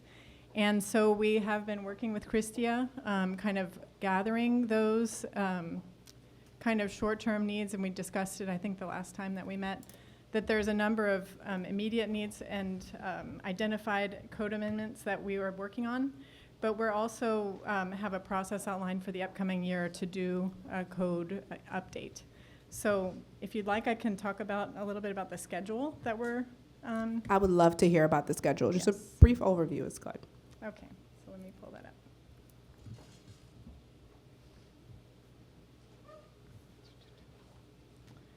All right. And I'd love to talk a little bit about the overall scope as well. So it's going to be actually a 2-year process. So we've broken it down into 2 different fiscal years. We in the 2024-2025 fiscal year, we will be addressing general, doing a general review of context, making sure that all of those aspects of the code address the urban fabric, all of the things that we were talking about, the architectural styles, community characteristics. We also want to make sure that the latest in sustainability is addressed in the code, that those things are updated, and also just do a cursory review of, peer municipalities around, see what the latest in their code, and that their code content has, and that those might be looked at as things to be incorporated here. We're also going to be looking at additional chapters within the Code of Ordinances. Right now there's elements of planning and zoning that are located in other chapters. We're going to be reviewing the Code of Ordinances as a whole and just see if it might make sense to reorganize or rearrange some of those so that things are more contained within Chapter 24. In addition, if needed, we will be restructuring. But I know, in particular, you guys are very interested in certain topics, and so I wanted to just go through those. And of course, if this is a good time to add additional, I'm happy to hear your input, and then I'll talk about the schedule moving forward for public input, all of that sort of thing. So the first item was reviewing the definitions section and make sure that it's accurately addressing all of the current needs in the village. So one that has been coming up many times is for instance, common lawn as a definition, that it's not meshing correctly with the Miami-Dade County definition of lawn. The second was the exterior lighting ordinance and spillover lighting. The noise ordinance. And again, these are things that are kind of not necessarily in chapter 24, but that are things that affect your day-to-day life here in the village. The special events ordinance, property rental and long-term rental. Parking in the swale, as you discussed, is a very pressing topic, and how can we address meeting the needs of residents, but also meeting the aesthetic and kind of like the community characteristics of the village. The hours of commercial vehicle parking, which is in section 22. The driveway regulations in the zoning code, again, balancing that community characteristic with the parking needs of residents. Updating the code to allow a resident to plant a tree in the swale without having to come before you. Maybe there's like a more administrative route for that. Analyzing the fence ordinance, because again, that is, really the majority, a very common variance that comes before you. Looking at are there kind of like a consistent physical barrier object that could be used in the swales to prevent unwanted parking in the swale, and how could we do that in a uniform way? Looking at the current business uses in the village, so making sure that, based on the latest business tax receipts, is the code reflecting the kind of businesses that are coming in? And taking another look at fees, permitting fees, and whether or not that should be incorporated into the code. And finally, just general cleanup, Scribner's errors, and that sort of thing. So that is kind of like the entry, like what's being anticipated for the upcoming year. But again, it's going to be a public process, and public input that would, and certainly the elected officials' input that will alter that. So in terms of schedule, right now we are in the preliminary analysis phase. We haven't really started yet. We're kind of in the process of getting all of that research together and analysis. That schedule will probably go through November and December. And we would begin the public outreach process in January and February. So public outreach, we're targeting probably about an 8-week time period. And that can include focus group meetings identified by staff or by elected officials. And that can include, residents, or if there's certain business owners, if there's architects or developers working in the community that are, have certain opinions on things, we would meet with those groups. Another way that we can conduct outreach is just through surveys and questionnaires. Those can be web-based. That way, people can put in their input from the convenience of their home. And we will schedule and try to incorporate into your regular public hearing kind of schedules, kind of informational sessions and presentations throughout that period. So we could be just placed on your agenda and present at that time. The next phase would go March through May of 2025, where we would be actually drafting those amendments based on the analysis and based on the feedback we received from the public. We would begin creating those drafts. By June of 2025, we would have a draft document that could come forward for public hearing and public review. And we anticipate that process would run through June and July of next year. And the goal is to have a final document ready for adoption between July and September of 2025. And then phase 2 would be in the next fiscal year, which would begin in October of 2025. Okay.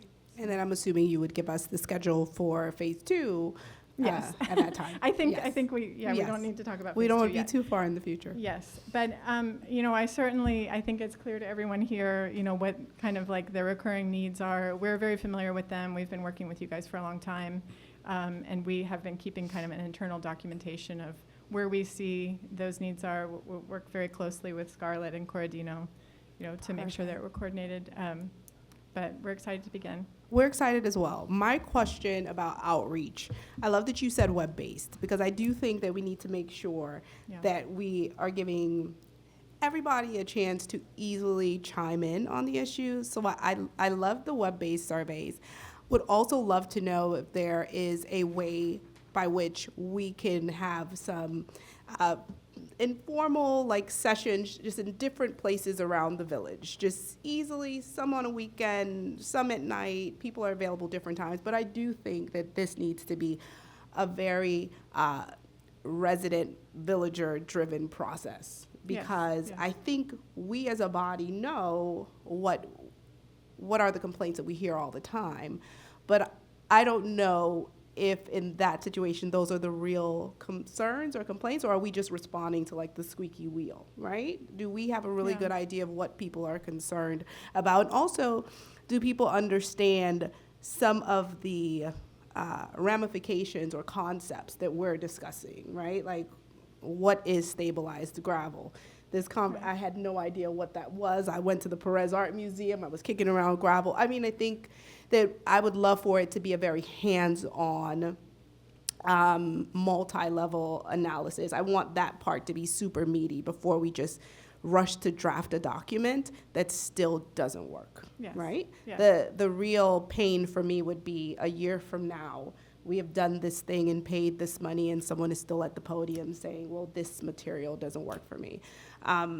So I would love for a more fleshed out outreach effort. I do think we can email blast, we can send those things out, but I do think there's nothing like actually having handouts, people to discuss certain concepts, explain certain things. So I'm looking forward to hearing what you guys propose as far as maybe newer, innovative ways to reach out. And on my part, and I think the entire council, what we can do is maybe create some informal circles from our neighbors or acquaintances to kind of discuss some of these topics and make them more approachable.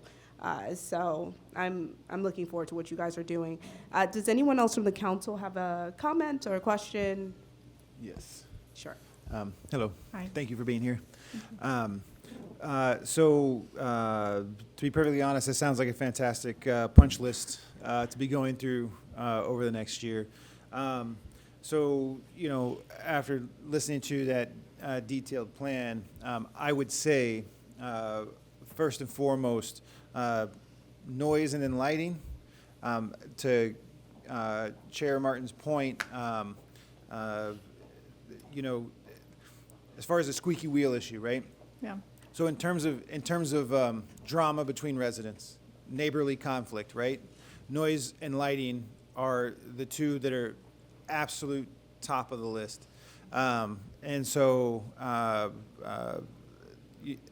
in that vein, I'll just outline my primary concern going forward for El Portal. If we can, at anywhere it's possible, if we are able to write our own path forward and not always be at the mercy of whatever the count, we default to the county a lot, right? Mm-hmm. It's just we're defaulting to the county on a lot of issues. And my concern, specifically for property values into the future for El Portal, is if we end up 10 years from now just essentially having identical codes to the county, then as the cycles, of property values, they go up, they go down. So in that cycle of property values going up and down, the more aligned with the county that we are, and the less kind of code that's specifically for us, right? Right. Then we're completely at the mercy of those cycles. Whereas if we can have our own tailored code that gives us that kind of extra bit of the ability to be on the path we would like to be on, then I think that insulates us quite a bit from those inevitable cycles and would preserve our property values in those downturns because of, Sherwood Forest essentially needs its own code. And then additionally, with our infrastructure for stormwater and things like this, we have a lot of concerns in, the northwest part of the village that's not often talked about, right? It's talked about here in the council, but the squeaky wheel is Sherwood Forest, right? But we have other issues in other places that need, some really kind of specified types of coding. So, Yes. so I would just say that if noise and lighting could be addressed just from the outset, then that would buy you time because because you wouldn't have quite the level of drama coming to the office. Hey, this is urgent. This is so those are. It's not just the noise and lighting and squeaky wheels. It's that's where currently the drama lies, right? In addition to that, we're looking for modernity, right? So so I'm going through the noise ordinances that we have right now, in Muni Code with El Portal, right? And most of it's in reference to the noise of HVAC equipment. And, there's a decibel level chart. But if you read it, the decibel level chart does not apply to, a noisy neighbor. It applies to HVAC equipment. And so it's our own code is just really out of whack with contemporary issues. So, and then lighting again, noise and lighting are the two. If you were able to address those first to completion throughout all zones, so that's the other trick, right? Is tailoring these things to all of the zones specifically. So you might not have the commercial vehicle outlines with the parking for Zone 5 the same way you have for Zone 3, right? Correct. So so the more, that's the goal there with all of these additions, right? Is to have something that matches with contemporary needs, steps away from anything outdated, and then if it's something one-off that we need to really kind of maintain a little extra piece of control over within the village, then that is incredibly helpful. So overall, I would say the more tailored code we could have for us, the less from underneath the thumb of the county's directive that we have, the better. And then just to buy yourself some time and take a little bit of the temperature down, noise and lighting. Noise being, I would put noise and then lighting, and then everything else will be fighting for third place after that. But I do think that might take a little bit of the pressure off and the distractions of, no, this needs to be addressed. This needs, Yeah. Those are the ones that really are, that's where the drama lies right now. Thank I'm you, sure Coun- once those will be addressed, new dramas will arise, but right now that's what we're dealing with. Thank you, Councilman Erbaum. Councilman Perrella, did you have a comment? No. Okay. Any other comments from the council on this item? This was just, Madam. I have a comment. I'm not on the council, but Sure. I do want to reiterate that swale material is critical. Now that, we hear that every time we have a meeting, and in code enforcement as well as public works, we hear that as a major complaint too. So I know there are priorities from the council, but I know that swale material identification and some kind of alternatives is critical to the community as well. So if that could be one of the first items as well, that would be helpful. Perfect. This is all great information. I'm sure you're taking copious notes, and we look forward to seeing what you come up with. Thank you so much for the presentation. As this was a discussion item, I don't think there's anything we need to do, but we have come upon our final item for the evening, which is the launch. Can we have representatives from the launch step up to the podium, please? And state your name and address for the record.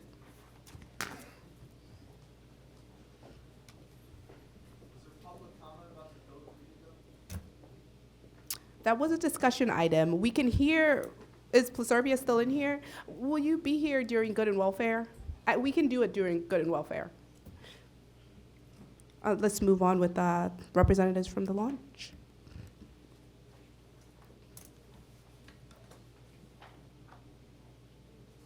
Hello, good evening. Please state your name and address for the record. Thank you so much. Good evening.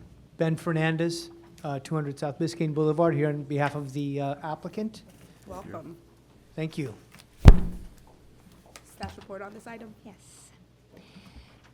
The application before you tonight is, the applicant is The Launch at Little River LLC. They're requesting actually several approvals to go along with this development.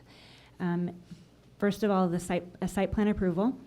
In addition to that, they seek approval for a special exception, as well as 2 variances for this property located at 8300 through 8358 Northeast 4th Place. This site is currently a vacant site.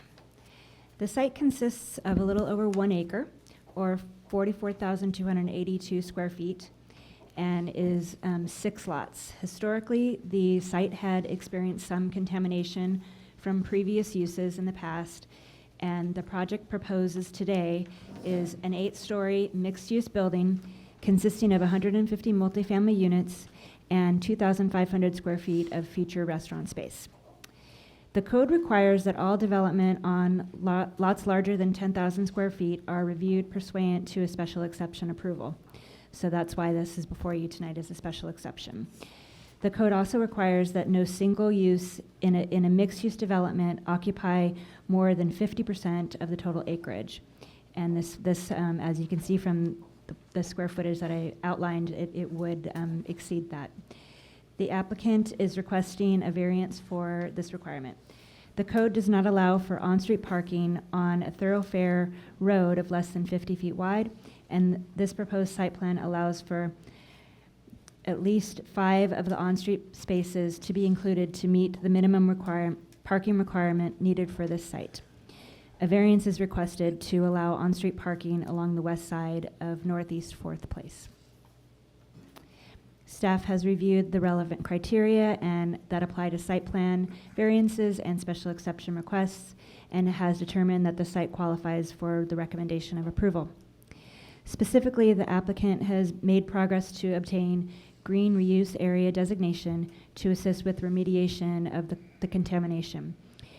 Other reviews from local agencies include Miami-Dade County Department of Environmental Resource Management and South Florida Water Management District.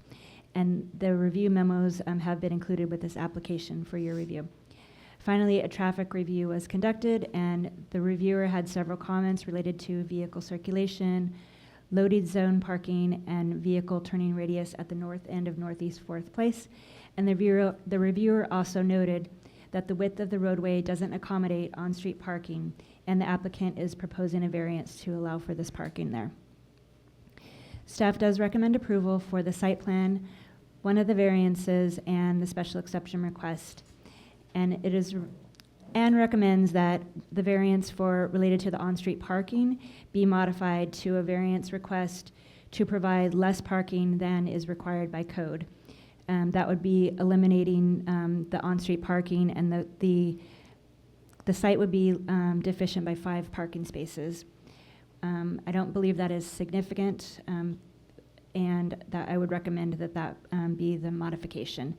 The site is located in every area where there is good coverage of major transit routes, and also a lot of walkability in this side of this town. So staff recommends approval with conditions that are noted in your staff report. Thank you so much. Any comments from the council? Madam Chair, if I may? Sure, Mr. Mayor. I just want to first say thank you to developers. Thank you to Ms. Fernandez. I'm not sure if a lot of people know about this, but you know, in Tallahassee, the state of Florida, a while ago, passed the Live Local Act. There's actually, Madam Manager, we got contacted by a state senator's office, and I believe you guys have a meeting coming up about that. We do, yes. Yes. Yes, we're going to discuss. They've worked with us under the Live Local Act. They can do whatever they want to do. They've worked with us and they've compromised, and I really do appreciate that, because other developers can come in here and say, because of the Live Local Act, we're going to build as high as we want to, with as much density as we want to, and you can do nothing about it. And we would not be able to do anything about it. So I just want to say thank you for those compromises, and we really do appreciate it. Thank you, Madam Chair. Any other comments from the council? Yeah, so Councilman Hornbaum. mine might actually be a little bit counter to the mayor's comment, because the way I read this is they did take full advantage of density, height. And a lot of the language in this sounds like the village is responsible to the developer in an unbelievable number of ways, more so than the developer would be responsible to the village. So I understand what the mayor's saying about the reality of the Live Local Act. But for example, where is listed in here as the 2 extra stories in exchange for $733,000 for the language of that is even intends to make, right? So when it comes to the money offered for extra height, which I'm not excited about at all, extra height on the canal, just the shade from the building alone in terms of the effect that's going to have on the canal is a concern for me. And so when it comes to, okay, well, we're going to pay you for the 2 additional stories, the language intends to make a $733,000 contribution, but most of the language elsewhere in the agreement is telling the village what we must do to accommodate the developer. So I don't see that was there an option to go even higher than the 8 stories? We're at the max, right? No. Of height. You want me to answer that? Yeah. Yeah, sure. No, there's not an option to go beyond Right, we're what at we the asked max. for. That's right. We're building as high as possible. Well, that's what your code provides for. Yeah. Right. So, my other concern is honestly, the design.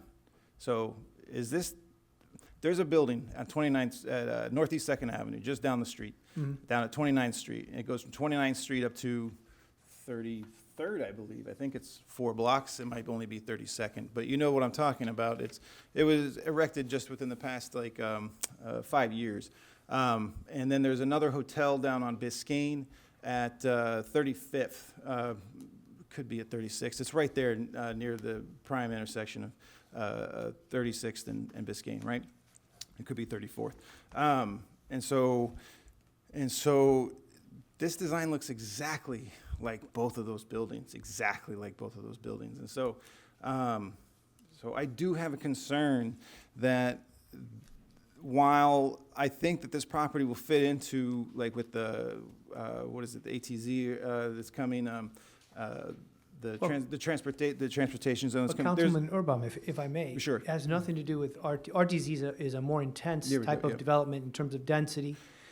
Massive local. Massive density is coming towards this. We're not seeking a density increase beyond what your code already calls for. Right. Your comprehensive plan and your zoning code call for this. And the design is brought to you by the Barrington brothers, Ken and AR, who are here, who I think have a project that has been well received, the Cavista. I've worked on many mid-rise projects throughout the city of Miami and in Dade County. I've got to tell you, this is a quality mid-rise project. If you haven't been inside, I invite you to go and visit. It's outstanding. I agree. So I really don't know the ones that you're referring to and whether they're the same, but I can tell you that the architect, Ivo Fernandez, was here, designed it to be consistent with some of the lines of Cavista, but at the same time different in terms of the coloring and so forth.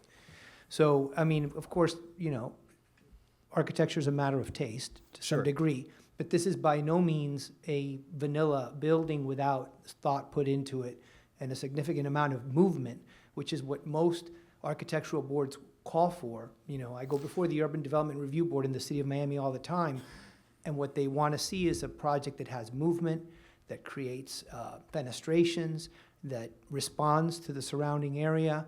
And this is, I think, a quite beautiful building. In terms of the height, it's a little bit smaller than Cavista, not much, but it's consistent with what your Z5 code allows, which is 6 stories, and then the benefit height is is a benefit height that is provided with the mitigation payment. It's not even a discretionary, it's a shall provision in your code. So we're just following your code. I totally acknowledge all Yeah. that. And what I'm saying is that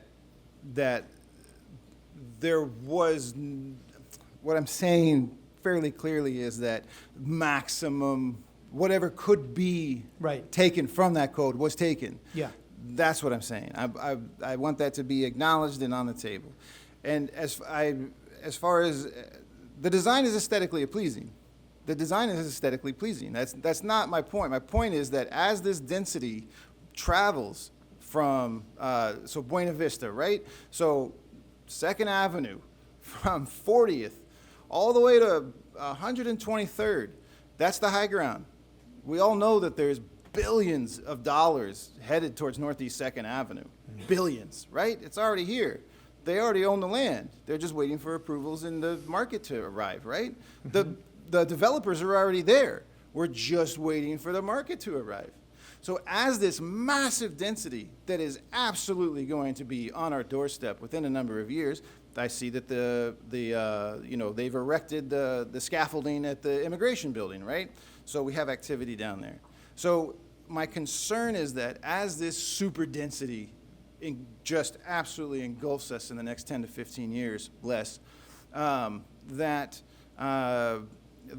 this is going to just blend in with that. That's my concern, is that it's actually just going to blend in with that. And what I would hope for El Portal is that we are taking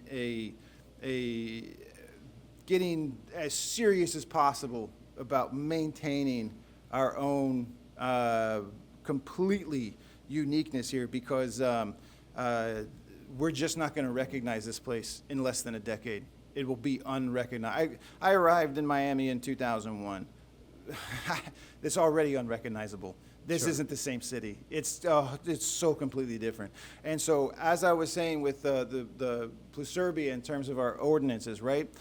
The more we are like our surrounding areas, the more susceptible we're going to be to the rising and falling of those cycles. Whereas the more unique we can be, the more insulated we are from that. And so you know, the $733,000 is fantastic. It's not, I'm not dismissing it out of hand by any means. But at the same time, so this is my opportunity to express my concerns. And I'm hearing. So I don't mean to intimate that I am against this project. I'm not against the project. I just want absolutely every avenue that we could possibly explore, which is our impetus here, be done so that it's not. We have a wonderful project already from the same developers. Correct. So my concern would be that we fall into a pattern of I don't want to be a rubber stamp. I want to think about this as critically as I possibly can. We have one shot at this. It is a waterfront property. And then I'll stop my comments here and let everyone else talk. But my last concern is that there's actually not enough commercial space in this building. The 2,600 square feet sounds incredibly minute. And so I would be curious to understand that. And then my final question is there any residential activity whatsoever on the ground floor of this building? Well, you have the sort of the reception lobby area. I mean living space. I mean living quarters on the ground floor. There is. There yes. are. Yes, There there's a are. ground floor, absolutely. I can have Ivo Waterfront. speak Do you intend to bolster the seawall there? I'm Arthur Barrington, representing the ownership and the property developer. Yes, so we have actually already submitted plans with the Army Corps of Engineers and South Florida Water Management District. They've been approved to do the seawall. The seawall will have to be done first before any upland development would happen. So we have the initial approvals for the seawall improvements. We're waiting to see if we can move the project through site plan approval. Then we'll be presenting those permit applications for the seawall to El Portal first. That all has to get done before we could do Okay, so, construction on the so building. for example, Monroe County are aware that like they're just ahead of the curve. They've had to deal with it a lot longer than we have. So what we're going to start seeing in Miami Beach, for example, is palaces built on stilts, right? And so in that, there's a lot of coding that's coming out that essentially prohibits anything on the ground level that would be near water because of the additional risk of the impact, right? So that's my line of questioning. Yeah. Right. Well, just the seawall, I think, comes up about 3 feet over what is existing now. We had to flesh this out, but I think we're coming up 4 to 5-ish feet above existing grade. I know at Cavista, we came up about 5 feet on average from the finished floor elevation to the prior existing grade. So everything has to come way up. Okay. And And have we done any, so for, the reason a lot of people are not allowed, like I buy a vacant lot, I'm not allowed to just increase the height of that by 10 feet, by piling dirt on it because of the impact of the surrounding areas. So have we done impact studies on? Well, that's all codified and basically kind of determined by, essentially, you kind of come with the height of the crown of the road, right? And that Okay. kind of sets the watermark of which you can go up and below and what you work from. So, yeah, I mean, we haven't really gotten into that. This is kind of, Yeah, gotcha. coming down. Okay. Once, if we're generally in favor of the project, then yes, we're going to have to comply with all those requirements, and that will come with the permit application and all of the reviews. Not only with El Portal, Durham and Miami-Dade County, Sure. South Florida Waterman, everybody's got to weigh in on that, and we'll comply with those requirements. All right, and I know you guys are, you guys are at the top. I appreciate the professionalism with which you approach your developments. Thank you. And understanding that you don't have to, operate at that level. But I don't want you to misconstrue my comments. I do appreciate specifically the Barrington Brothers level of professionalism and that you have exhibited, that I have faith in would be, performed in this property as well. For me, I just want us to think so very critically as possible because this is one shot, right? We got one shot at doing this and having it be something that does have longevity. But I do believe that longevity your name is behind this, and you proudly put your name on your projects, and so I do have faith that that's how you're going to be operating. I just want you to understand that this is my chance to question everything. So I understand and appreciate that completely. We have never sold a development that we have built. We've held on to everything, so we do put our stamp on it. We hold Ivo Fernandez and Modus Architects in very high regard, and in fact, we thought this was pretty cool. So it does look cool. It is cool. My concern is. My concern is I've seen this building before. That's my concern. We've got you. Any other comments from the council? Yes, I do. Councilman Madam Varela. Chair, if you don't mind. To be honest with you, I thought we were just going through the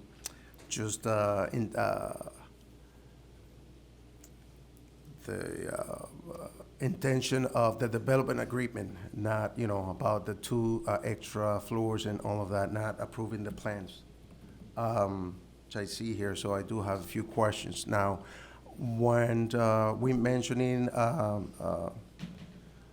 Scarlett, about the percentage of mixed-use space, that they're not meeting the 50%, what exactly are we talking about?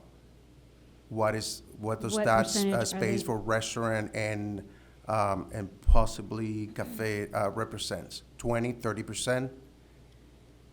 Because to the point of Councilman Anders is the density, right? Of the high density of residential part and not having a commercial and bringing more jobs to the area, and give people the opportunity to actually live, play, and work in the same area. So I just saw, the 2,600 square foot of possibly restaurant allocation, and that was it. The other concern I have is on the, you mentioned here on the agreement, section 2419, environmentally sensitive area, and you do cite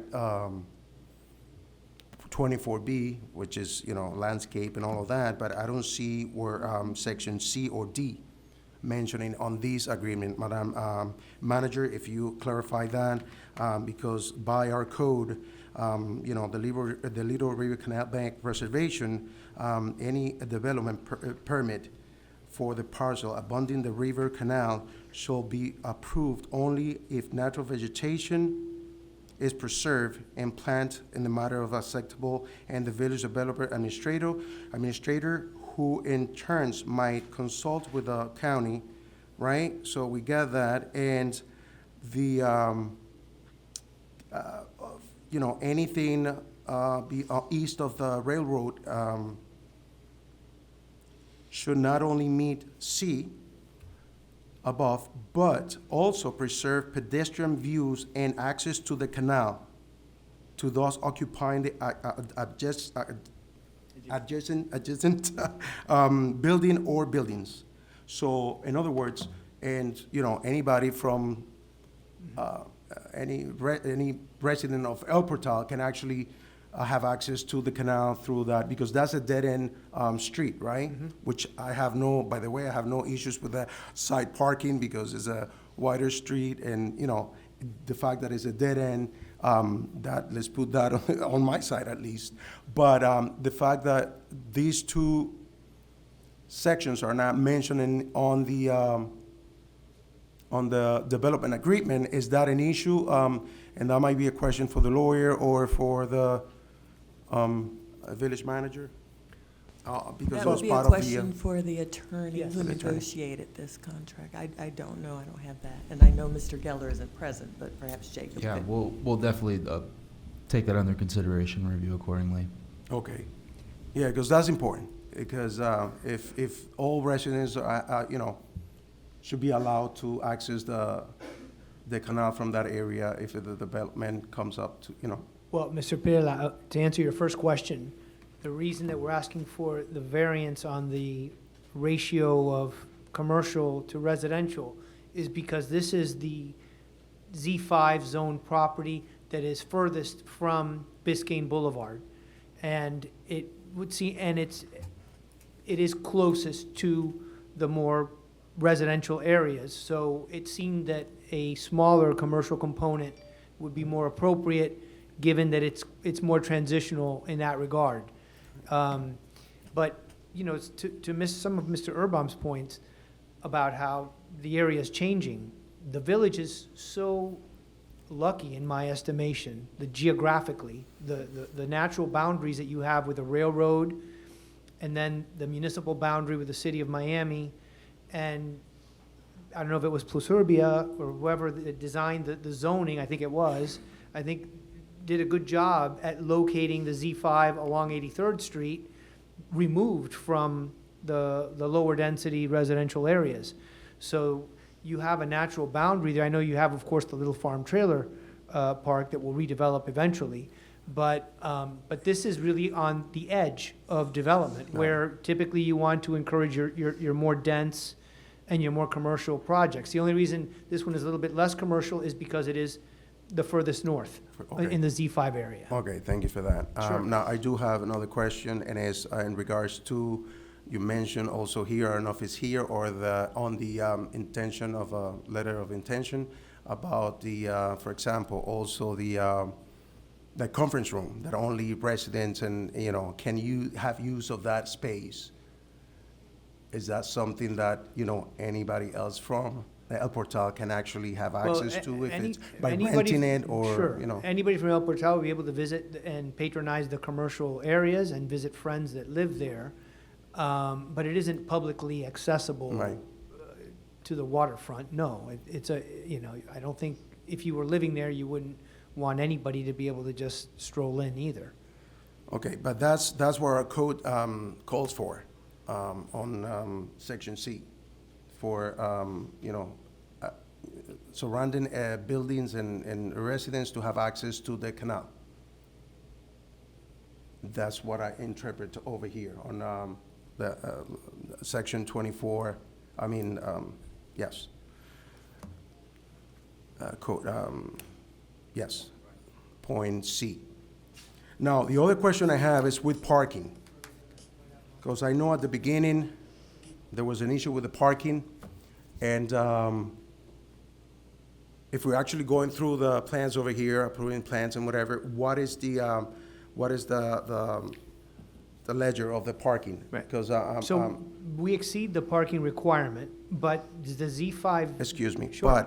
but my question is with the EV parkings, because I Oh, know at the EV. beginning, you only had a few parkings on the first floor, and that was it. And by code, I think we're supposed to have every 25 parkings, how many of EV parkings per floor? You know, I have to defer. That is a controversial issue. Mhm. Miami-Dade County has recently used to require a certain amount of parking, and my understanding is that now they are not enforcing that. The state doesn't allow it. The state doesn't require it course, the anymore, state so won't. the county has stopped enforcing that. But you can verify that through your council, of course. But are we providing any? We are providing some. Yeah, we're happy to provide some. Just as a point of reference, at Cavista, we have 36 EV charger spaces in the building, right? They're only accessible to residents. The building is half occupied at this point, 50% occupancy, 140-ish units are occupied. We have never had more than one charger used in a day. So, yeah, I mean, I know this is kind of a moving But we're target, going right? there, yes. And we're going there, but we are, at this point, we are very, very amply serviced to deal with a massive increase in EV usage. And there are 5 EV cars in my street. You know, so I it's recognize like. it's a moving target, Yes. but just as of today, this is where we are. But yes, we are planning to, look, we're planning to put in some EV chargers. If the code is adjusting on that, we'll address it, but we will certainly include a significant number of EV chargers in the building. We think you have to. Okay, thank you. Any other questions, Councilman Erbaum? Mr. Mayor, were you about to unmute? No, it's you. Thank you very much, Madam Chair. I want to say I appreciate what everybody's saying. I appreciate Councilperson Erbaum. Straight from the Live Local Act. Live Local Act amended in 2024, first in 2023. Governor DeSantis amended it in 2024, intended to address the state's growing housing affordability crisis through significant land use, zoning, and tax benefits. Let's keep going. Second. These tax benefits, zoning, and land use preempt under the 2024 amendment the power of local governments. They provide the state under the Live Local Act and developers to determine whether the site is eligible under the new amended Live Local Act of 2024. Depending on when a development started, it's decided whether they are eligible under the Live Local Act, which preempts.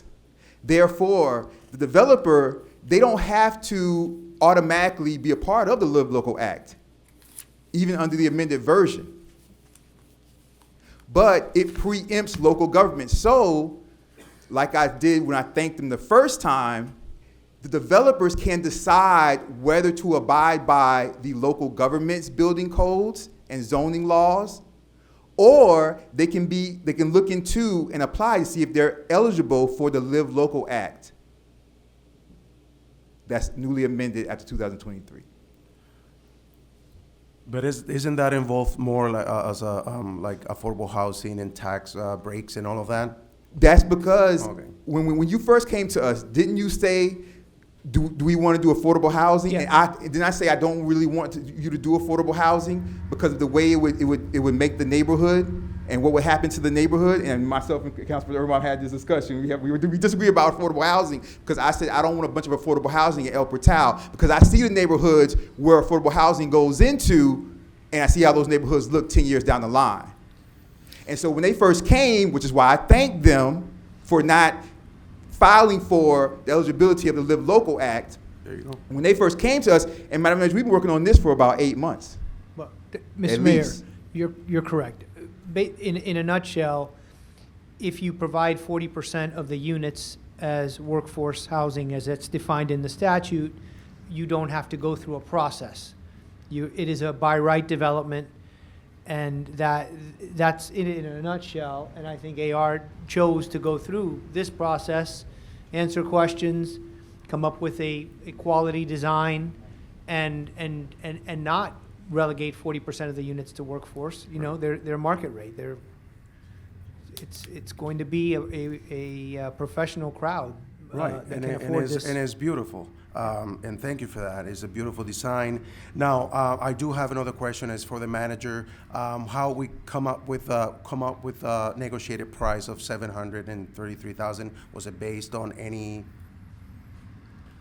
As I recall in those meetings, it was based on the size of the development, the project, and also the Cavista project in terms of what was allowed, how we negotiated that, and because it was a smaller. Considerably structure. smaller. Right, 282 units with Cavista. This is Right. only 152 units. Yeah, but in And- 5 years, the prices has gone up a lot in real estate and renting and all of that. So I'm sure you're gonna profit from that a lot more than. But also and I'm just asking this because we've been in the project too, because of the monies of Cavista, $1.2 million. We've been working probably 5 years trying to come up with a solution for the beautification of the parks and all of that. And the quotes, the proposals that we got was like $3.5 million. So with $733,000 to provide for parking or additional open space, it's impossible. There's probably only one empty lot in El Portal, and I'm sure an empty lot is more than that because they already know the houses are selling for over $2 million. So $733,000 to me was kind of like shocking to see based on today's market and the reality that we're facing. $733,000 doesn't even cost us to actually just put sod on top of the Indian Mount over here on Sherwood Forest. That's needed because it's eroding. So it costs us more than that. So that's why we haven't actually been able to, we can probably complete some of that money with the rest, but $733,000, that's why I'm asking how, because I know we don't have this is more like a development agreement. It's not an impact fee whatsoever, but I wanted to find out how was that calculated. Well, If any of you can Well, I can just come up add with- that those right. comments were made in that meeting, like Right. that, we were hard pressed to even do these renovations of these parks with the funds that we had. But again, the dollars added to a certain amount, and I pushed, but, we had to negotiate. And so we had to come to a mutual meeting, and that's where it landed. So essentially, we're assigning dollar amounts to the benefit heights, right? One story, the 7th floor, per the code, we get by right because the project is a brownfield, and we will go through the process of the cleanup. So we get the 7th floor by right. So it's essentially the square footage on the 8th floor. How did we come up with the number? Well, this is kind of a market-based number in today's dollars. So we had a relatively recent number from Cavista, which kind of set a historical example. They're all kind of similar size municipalities in South Florida have dollar amounts for this square footage number. And, we came up with calculations based on market rates, what other municipalities are paying, what we previously paid. And, our number was, quite frankly, much lower when we presented the calculations. But, Mayor Nickerson and Manager Liu insisted for more, and that was a number that was settled on. So, but it is based on, I don't think you can reasonably just pull a number out of a hat, right? We're looking at a square footage amount, a specific number, and this is what it's paid for. So, it's a very reasonable. What would the fee have been if we went through the Live Local Act and pursued this project that way? Yeah, zero. Zero, yeah. So it could have been zero. So I think to Mayor Nickerson's point about the Live Local Act, and this is not track that we're planning on pursuing. But I think what he's getting at is the Live Local Act gives us the opportunity to just bypass site plan approval and any planning and zoning hearings and just deliver to you a set of plans. And we have no interest in doing that. We are very interested in working with you and trying to come up with a project that everybody can feel good about. Yeah, and it sounds like we're not talking, it sounds like we're not saying really discussion wasn't about 2 stories. That's very helpful to understand that the 7th story was because of the brownfield situation that, I mean, that's really the answer. Right. Is that, it's not really, it's really not a fee for the 2 additional stories, it's really a fee for 1 story. Correct. That's incredibly helpful to understand that. Thank you for articulating that. Yep. Any other questions, Councilman Perella? Is there any comments from the audience? Does anyone want to step up? I just have one more quick comment. 1 second before we open it up to the public. So, Councilman Arbol. So as far as the height, like it's, you know, I get outvoted every time on height, right? Like I'm someone who believes you shouldn't build above the tree lines, like legitimately. And I'm not in favor of exclusivity. However, there's times where things have to be exclusive. So in my opinion, like if there wasn't air conditioning, there'd only be 300,000 people living south of Orlando, right? But there is air conditioning, so we have 18 million south, from the bottom 2/3 of the state, 18 million, right? I really think it'd be around 300,000, 500,000 if we didn't have air conditioning. So I understand I'm going to get outvoted on the height issue, and I'm feeling better about it after the explanation that, hey, we're going to get the 7th story anyway, because in my mind, I'm like, well, the 2 additional stories in the summer when the sun's furthest south, then everyone along the canal gets their sunrise delayed by an hour and a half almost, right? And so those are the things I think about in terms of like, shadow fields and literally the elimination of the sun. So like Denver's a great city, but if you ever spend time in Denver, you're never going to see the sun. Because of the density of the high rise and things like this. And so my concern for Miami in general with the density that's coming is that no one's going to see the sun anymore in Miami before too long, the closer you get to, Brickell downtown in that area. So I just want to articulate what my concerns, it's not just an arbitrary concern, but understanding that the 7th floor is there anyway, then I can get over the fact that there's just an additional 10 feet beyond that, because the first 10 feet we're going to be there anyway is what it sounds like. So my original concern was an extra 20 feet to even 25 feet, depending on what, the top of the building is decorated with, right? So understanding that it's really, we're really talking about 10 feet, then I'll be feeling a little bit better about that reality and understanding better how we've arrived there. So good to hear. Thank you, Councilman Erbob. I do think that we have to be very, clear and intentional with what we want. We've always stated that along that corridor, we would love to see some increase in density. We would love to see some addition of commercial spaces where people can essentially go out to eat, they could live, they can walk along a promenade. We've said that we've wanted these things. And I do think there's a difference in zoning for a reason, right? El Portal still remains El Portal, even if that Zone 5 is built up in this way, right? We have our largely residential area. The houses look very distinct. We have distinctive signage. And I think we as a body up here do a pretty good job of really maintaining that and paying homage to that, because we understand what makes us different. But we also have to move with the times and understand that, hey, if this is where we see things heading, and if we can take a cue from where we see legislation being passed down, is now not a good time for us to have a partner where we can, in a sense, have these conversations. I think your conversation about the amount that we're being compensated and all of those things, I think those things are valid.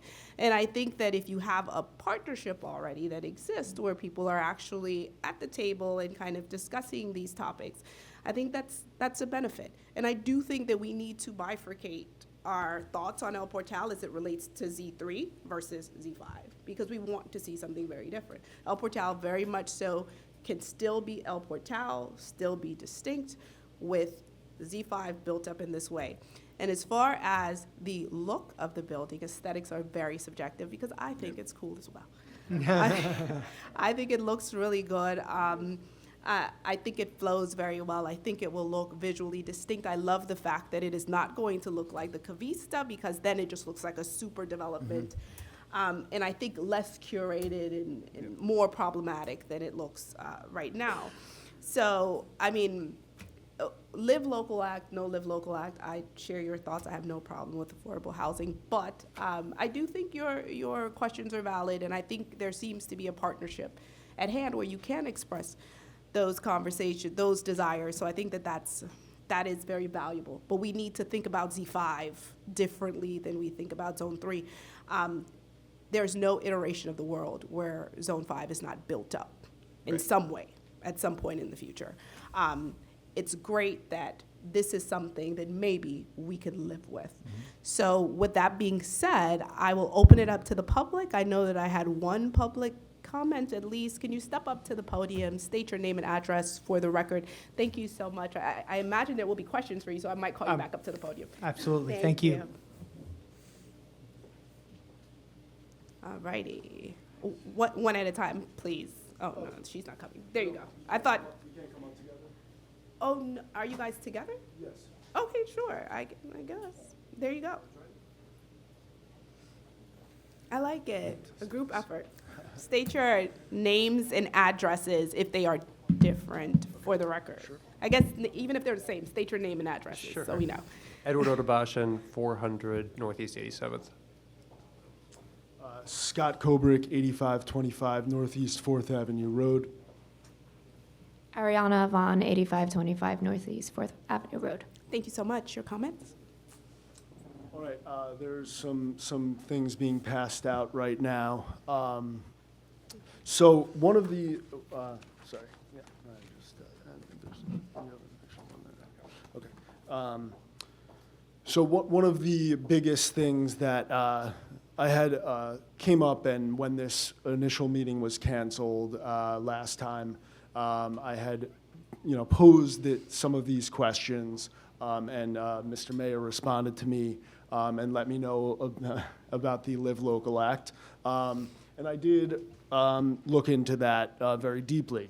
And so the first thing that I want to address is that I have some questions about whether or not the sort of assertions that they can use Live Local Act would be correct, because there's a lot of basis and sort of assumptions being based on that. So in this document, which is being passed around, there are basically some notes here about how so the Cavista was the eight-story building that was built, and the way that the Live Local Act works is it essentially says that within the municipality or within the local jurisdiction or within 1 mile or 3 stories, whichever is higher. So as a result of that, they would be allowed based on the Cavista, because the Cavista is 8 stories. Having said that, SB 328 also clarifies that the highest currently allowed density and height provisions do not include any building that was approved under a previous version of the bill, which was the 2023 and the 2024 amendment, because of the fact that there's been a lot of pushback from single-family residential and local municipalities about this. The 2024 amendment has gone to say that that it also would not, that the highest currently allowed do not include any building that has received a bonus, variance, or other special exemption for density.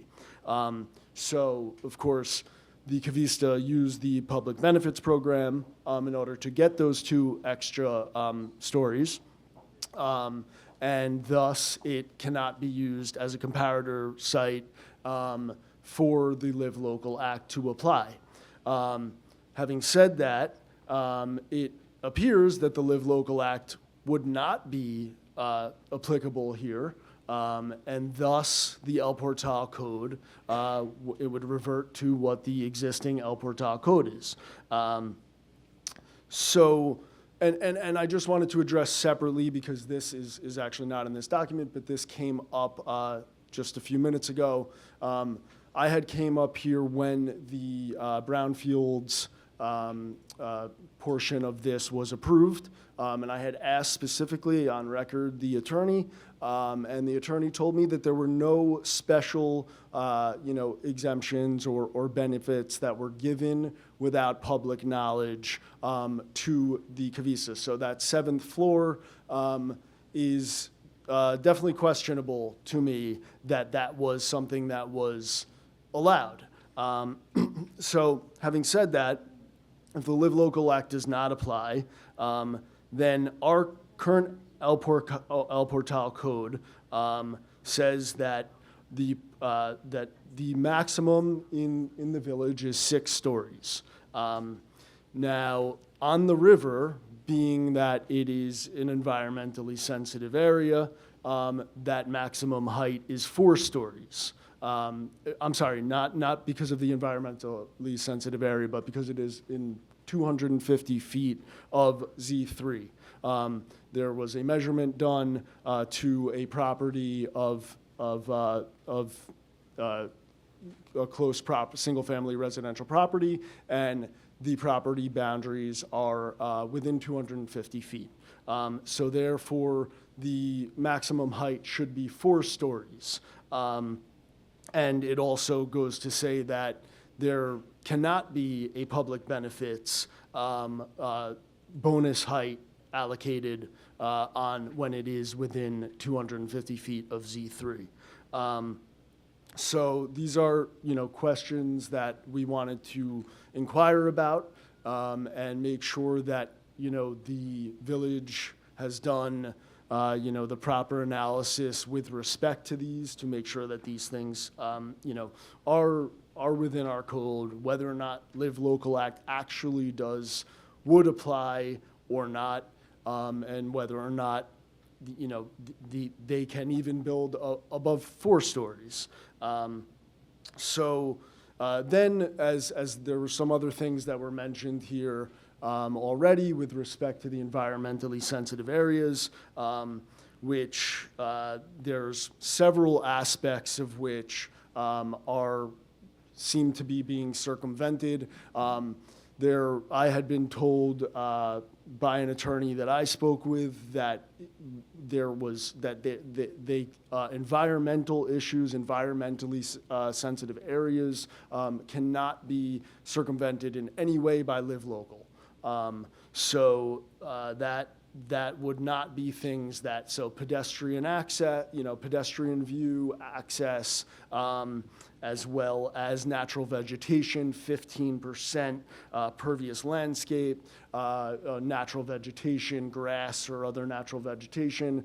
Those things do not seem to be being done in the existing site plan. It seems to be all concrete and maybe some wood and that sort of thing, but it's certainly not natural vegetation. And the reasons for those are because this is a very environmentally sensitive area. We have here the Little River Conservancy. FIU is heavily studying the Little River as it is, a major waterway that enters into into Biscayne Bay, as well as being one of 2 or 3 of Miami's natural rivers.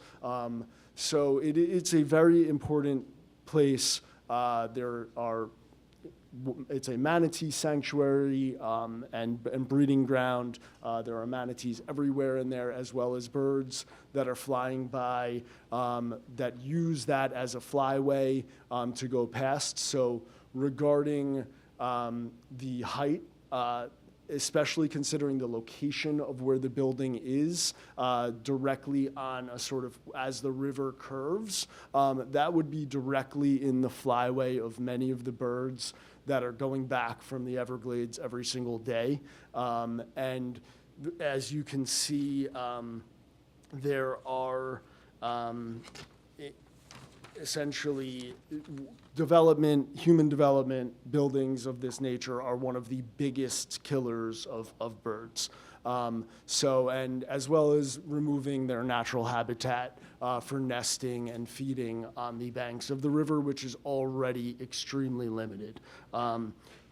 So regarding the variance that is being requested, it's sort of, on one hand, it's being said that it is very close to residential and thus, the commercial aspect of it is not as imperative. And that also can be argued that because it's so close to residential, of course, the height and other aspects of that has been obviously noted by the developer's team.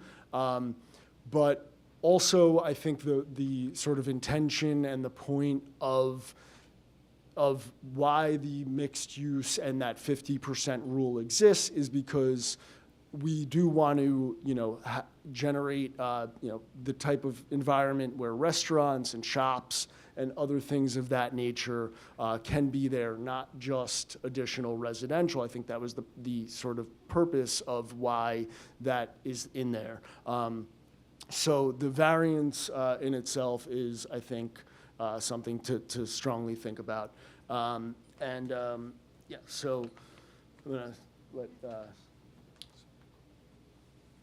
Good evening, council and staff and developers. I had a whole different approach for this leading up to this meeting, and I'd love to invite you guys to come through Sherwood Forest during the day sometime. On your own time when you have a chance to. Park over here in the lot and take a walk through and take a look at the sky that comes through the canopy over there and look at your surroundings. We've got 2 mounds, actually. One of them is the celebrated Indian Mound and the little river right over to off the shoulder of 85th Street. I know I could wax poetic about this all night, but in reality, this area is very special and near and dear to everyone who has moved into that particular part of El Portal. And the skyline's going to change eventually over time. We know that's coming. The precedents that we set today, or going forward, are going to affect the future of El Portal. We want to remain a leader in the community, not a follower like what we see happening in Edgewater, Midtown, and North Miami. I would just urge you to take a look and give that some consideration. We're rich in biodiversity. We don't have any embankments along our part of the river. I think Oakland Grove is the only municipality that does get that. But it sounds like you're going to be reinforcing the seawall over there. That's great. That's excellent news because, as you know, they degrade over time and they need to be replaced. And especially if you're going to be building over there, you're going to need to reinforce it. It is very interesting to note, though, that your building is actually will be the tallest structure along the river, period, going east to west. Even if you follow the canal all the way out to the Everglades, where it joins every other canal and goes north toward Okeechobee, it's going to be the biggest one. And it's at a really critical juncture where it bends and goes toward a floodgate and then empties out into Biscayne Bay. We actually have a huge migratory population of ibises that come through here. They follow the flight path of the river. Well, they use the little river as their flight path to get to Biscayne Bay to nest in the rookeries every night. So it's fascinating to watch and see.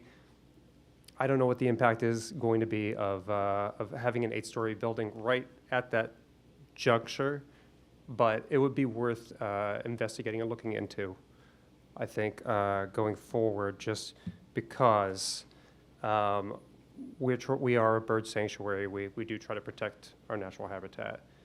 But, I actually have some questions directed toward our our government, actually, our village. As far as the funds go that come from public benefits, what do we, where do we see that applied to? The residents, the parks, et cetera. Is there any specific designation for this, or is this something that's being looked into? So for any development agreement, for the development agreement that we have with the Cavisa development, for this current development, it's not, so we haven't had anything from this current development that we're talking about tonight. The last of it, and I'm gonna get to your question in a second, the last of it, we just got the remaining third. So I think that previously when Mr. Scott was here, he asked about it. At that time, we didn't even get the last third yet. The development agreement, that money has been used for services, the police department. We actually are going to be redoing the tot lot. We're actually going to be upgrading the nature trail, right? And even though we don't own it, we're looking to do stuff to the River Estates Park if we can. That's where it's going. It's going into the green spaces that we have, the parks that we have, but it also goes into, and I could discuss this more with you offline, but it also goes into things that we needed to do when this administration started for this community, so that this community survived. And so that the state government, as when I was mayor-elect, before I even took the oath, as the state government wanted to come in because of us financially and take us over like they did Opelika. So all that being said, those funds went into our survival and go into our green spaces. And we just got the third just now. So that's great. Yeah. That's great. Another question that I have related to this is... Sorry, Madam Chair, I didn't ask permission. Oh, sorry. I'll try to keep this brief. Do we have the infrastructure to deal with an influx of new residents?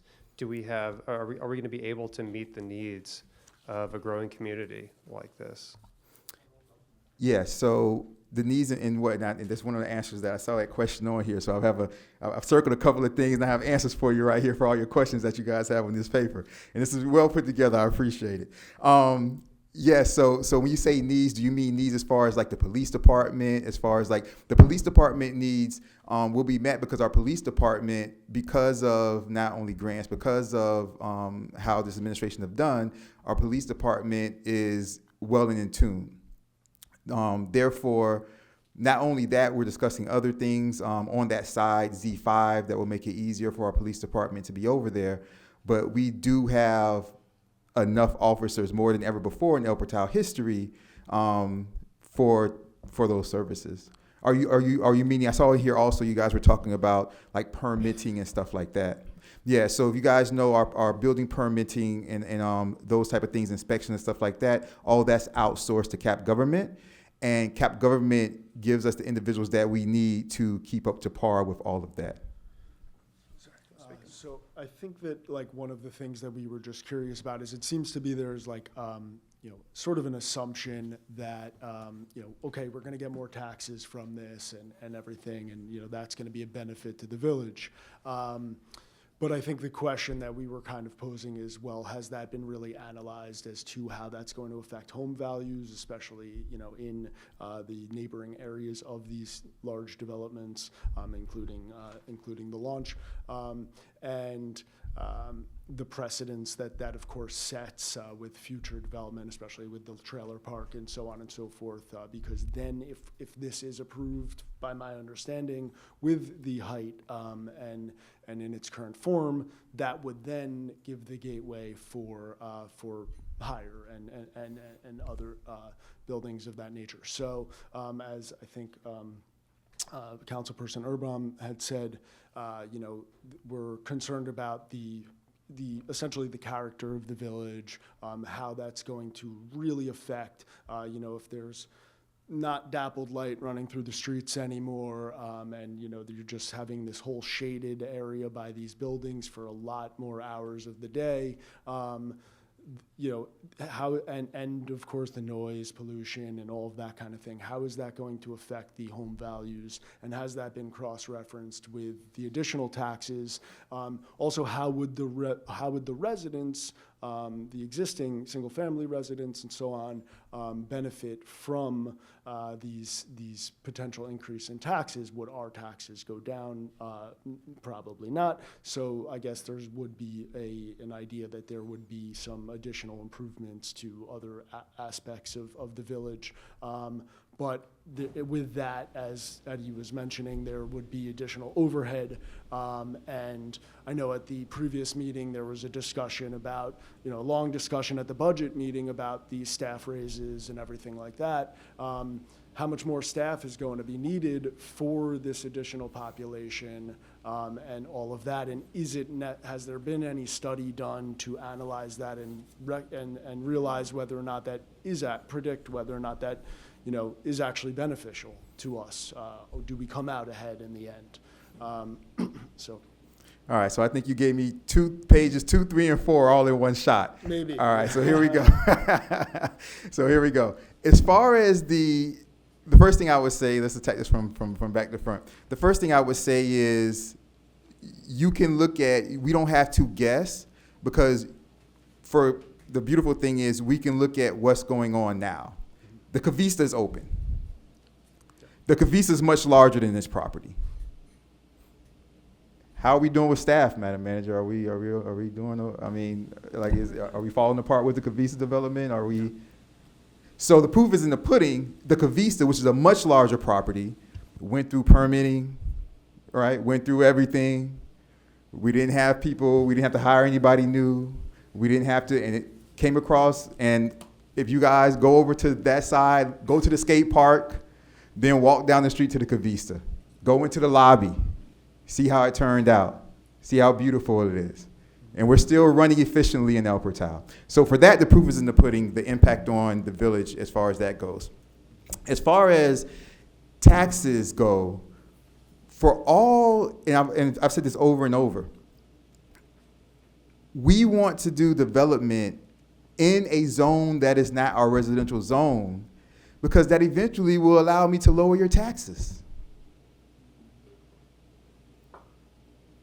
Look at the other places that are around us that have businesses, that have mixed use. They have lower taxes than us. Why is our tax rate the way that it is? Because El Portal never had any commercial. So we had to survive strictly, thank you, Colonel Pace, shaking his head, he knows what's up. So we had to survive strictly on residential taxes. So we said this, we need development. But what we're going to do is, that's what I'm talking about, Colonel Pace, and shout out to the men and women in uniform, thank you for your service. We need to have development, we need to have businesses, but we need to treat our businesses right. And having those businesses, we put them in a whole new zone we created so that it wouldn't be here, close to you guys. So it's almost like, and you guys are doing wonderful, like I said, thank you for this. You guys really put this together. But it's almost like we can't sacrifice the good for the perfect. Go ahead. Yeah. Mr. Mayor, if I may, I don't think that we're actually anti-development here, just to be clear with you. We're not trying to scare you out or anything like that. We can't. And that is the future, and that's our bank back there, Zone 5. What we're trying to do is be mindful of how this is going to unfold over the future and be, a pace setter for the way things are developed in Miami-Dade County and not, a trend follower. No, and that's what you say, you guys say here, and I really appreciate it. Let me just jump in real quick. I really appreciate it. And I don't look down on you guys, or I appreciate what you guys are doing and how you put this together. You guys make great points. Just understand that we're doing it in a way where we're compromising as much as possible. We're trying to move forward with the development with the residents. So it's like, we need development. I want to lower your taxes. We want to lower your taxes. We need we need development, so we say we have to have it. Now, instead of saying we just want development, well, I want to lower their taxes, let's just put development on 89th Street over here or something like that. We say, okay, we're going to find an area that's almost like, that area over there, a lot of people, unfortunately, I want to change this, it's almost like you're not even in El Portal anymore. When I go over there, they're like, you're the mayor? I'm like, yeah. I'm like, you guys are living in El Portal. They're like, we do? So we try to separate it from our residential area as much as possible so that we're looking into the future so that we can lower taxes one day, right? Now, as far as the environmental aspect, I understand that and we appreciate that.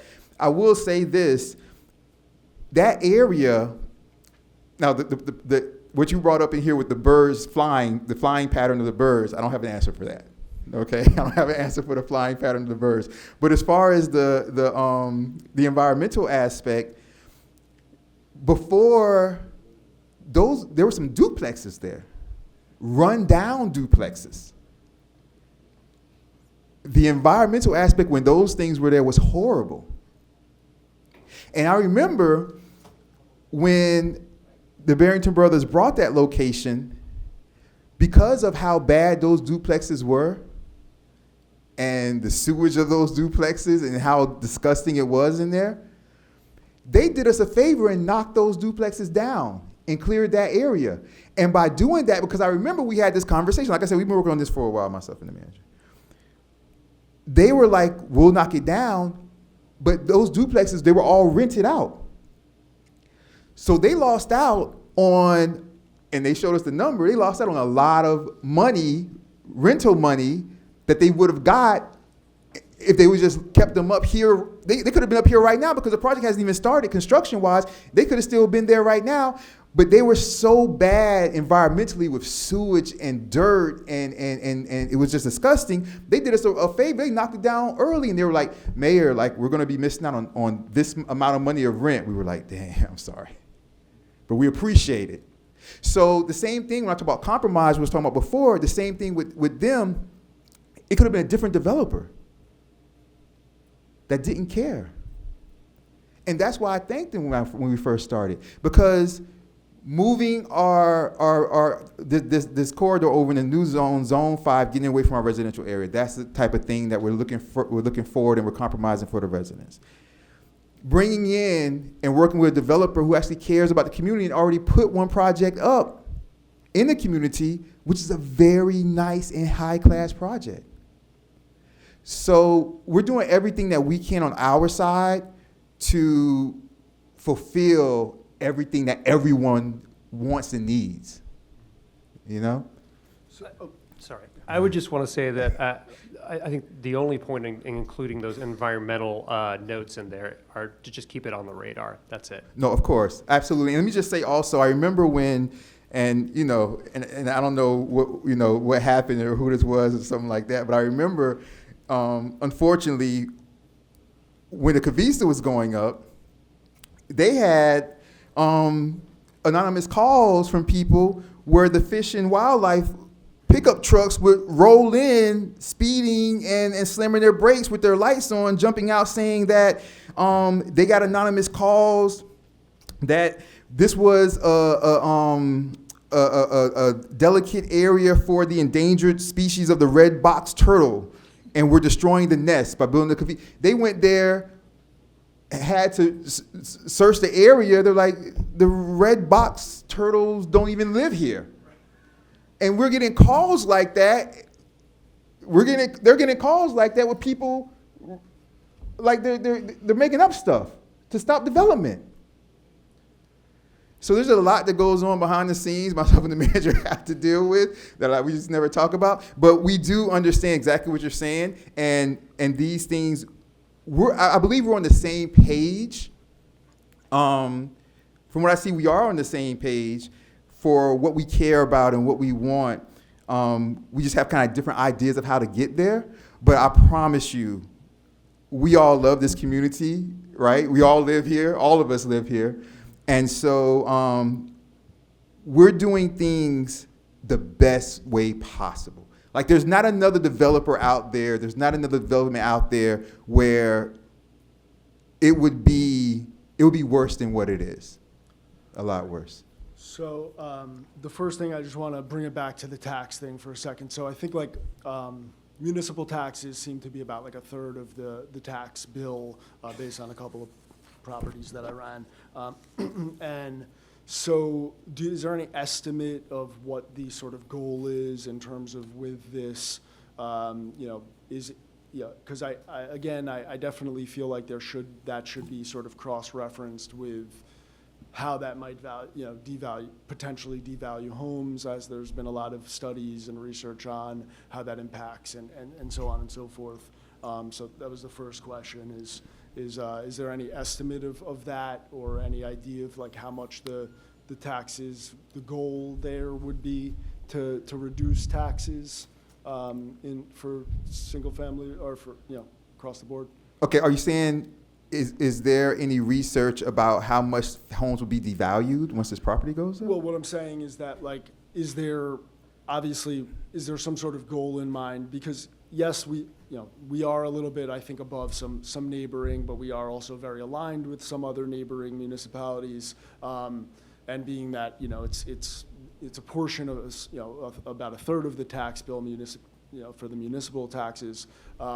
Is there any idea of how much those taxes is there a goal in mind of like how much those might be decreased, in the future, and so that, the residents and everybody of the village can kind of cross-reference that with whether or not that is enough of a benefit for us for the potential, negatives of these aspects. Okay, I think I see what you're saying. All right. Well, first of all, I don't see the negatives that you see in this aspect. But as far as the goal for the taxes that are beneficial to the residents, so basically what you're asking is what is the amount that we need to see to lower the taxes for the residents? What is the goal? So like if we make a certain amount in taxes, then I can lower the tax like the millage rate of 0.2% or something like that, or we can lower the millage rate of 0.2%. Okay. Yeah, so that all depends on, once the property is built, that all depends on how much money do we need to operate, because the thing about it is when you have things like inflation, when you have things like the amount that it takes to operate a government, that fluctuates.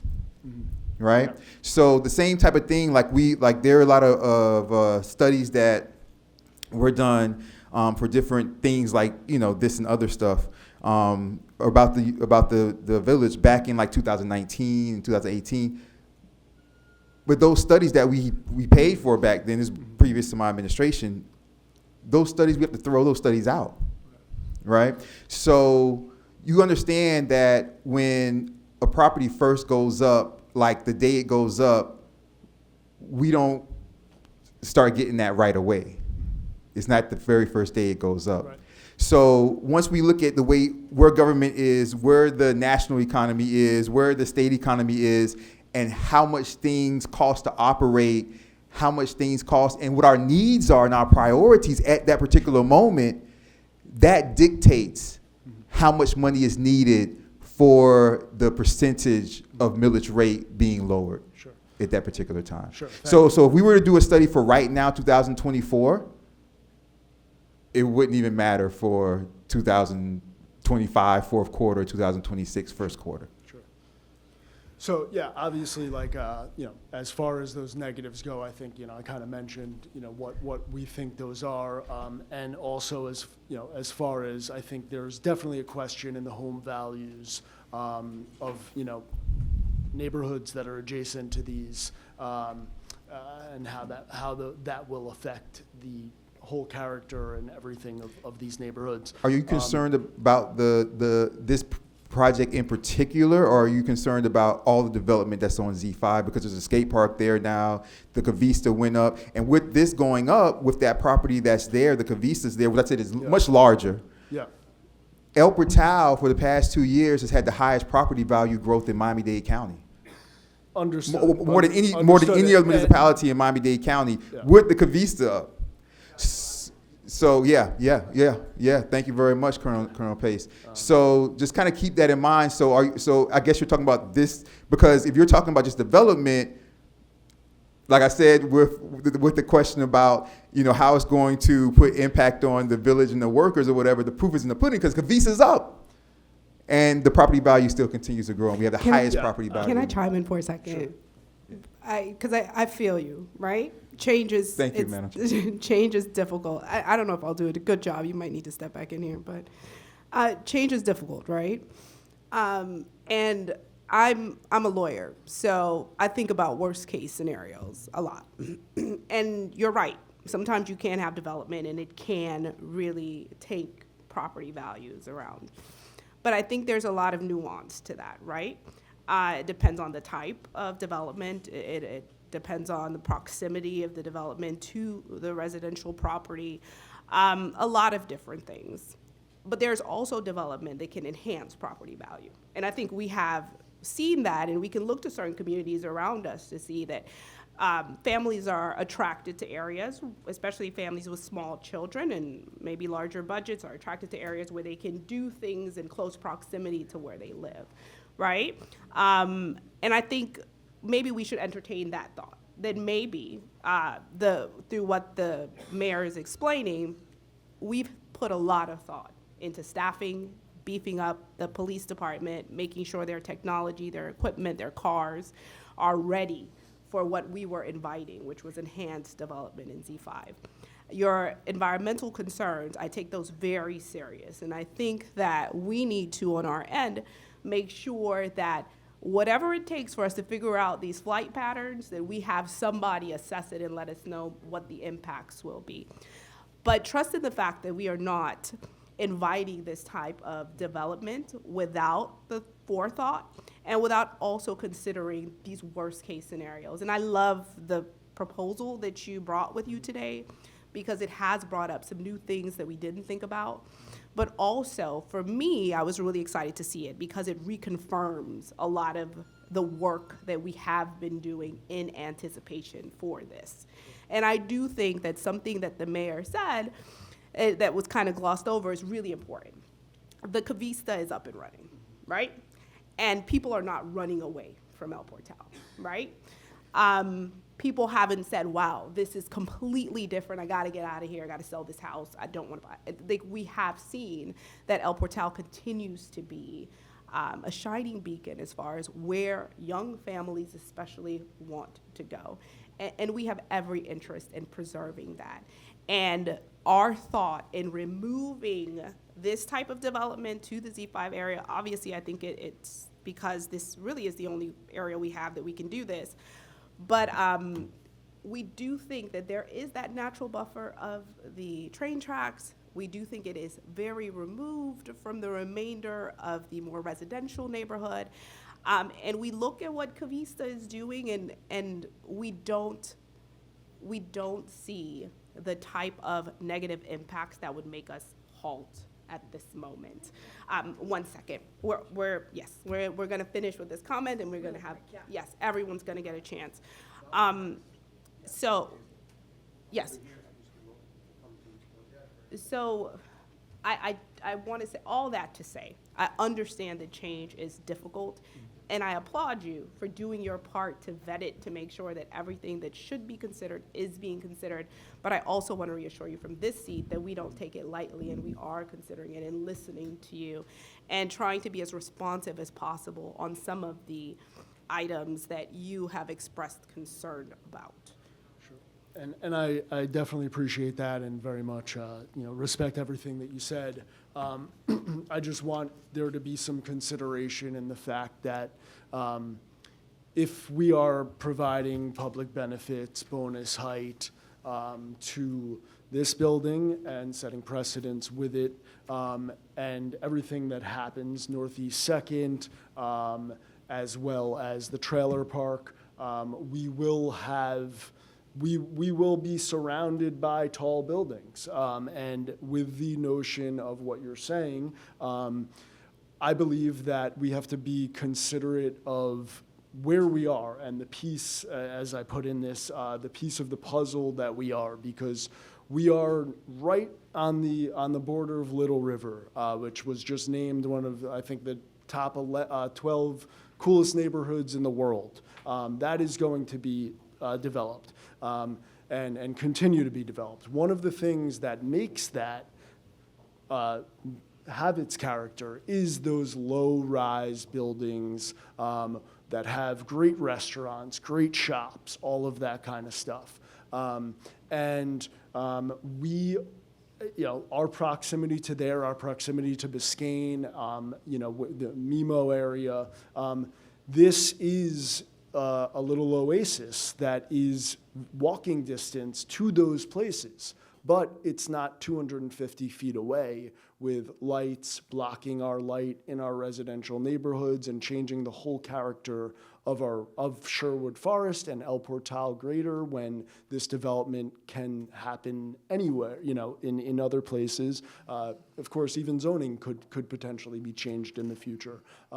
So I think that, we just need to be very, very considerate of that and consider that, yes, I think that its proximity to these other, really great bustling restaurant, shop, nightlife, higher density.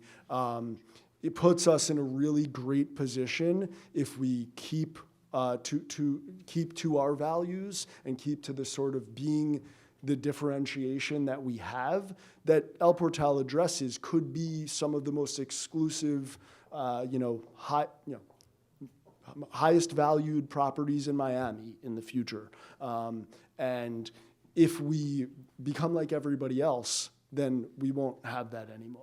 So people could go to Brickell, people could go there, but people come here because this is really a special place that is one of the last special places in all of Miami and offers something to many people that they can't get anywhere else. And if we become like everybody else and there's shadows of buildings everywhere and noise pollution and everything, I know that,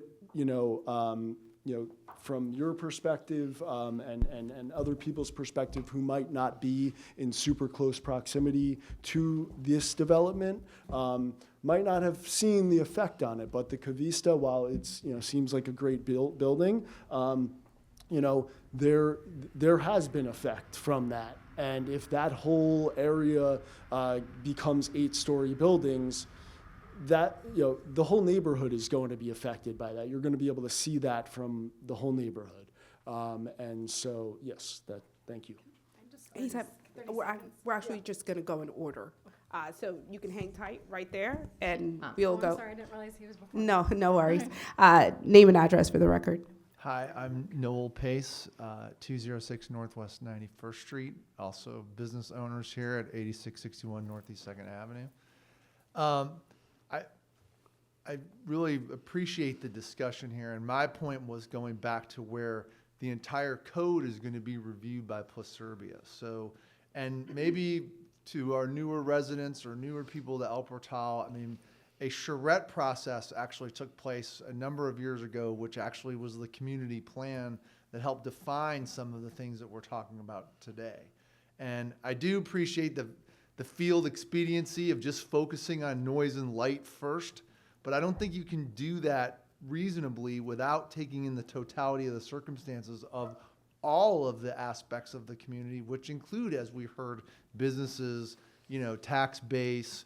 We want to retain a good staff. We want to have services for the community. We need to generate, income, to have a tax base for those kind of things. And so to me, I remember going back to the charrette. What was we wanted conscious reasonableness. I was on the charrette committee. We wanted conscious reasonableness where we take into account, yes, that this is a Florida bird sanctuary and that there is a flight path of the birds. But at the same time, we also have to keep the lights on. So those are the kind of, things that and I know this council is committed to doing that. I know that Pluserbia is a great organization as we've worked with now for, like you said, almost a decade. So I just want to make sure we take in the totality of the circumstances here. Because, in the end, I know the Barrington Brothers, I know the Cavista project. We have an entire little farm that used to be a residential area and now is just empty, right? And I mean, there's great deciduous trees there. There's great, potential for residential and commercial development 17 there. acres. Right, yeah, there's other developments here right on the 4-lane state road, which is called Main Street in the business corridor, that for some reason businesses are not coming here, okay? And it may have some aspect of the difficultness of doing that. And I mean, we do need some businesses here, we do, all right, including mine, all right? I need my business, and hopefully it provides some benefit to the community in terms of generating jobs and taxes and so on. But I just want to make sure we have some sort of conscious reasonableness of all this as we move forward, and that was my comment. Thank you All for the right. comment. Thank you.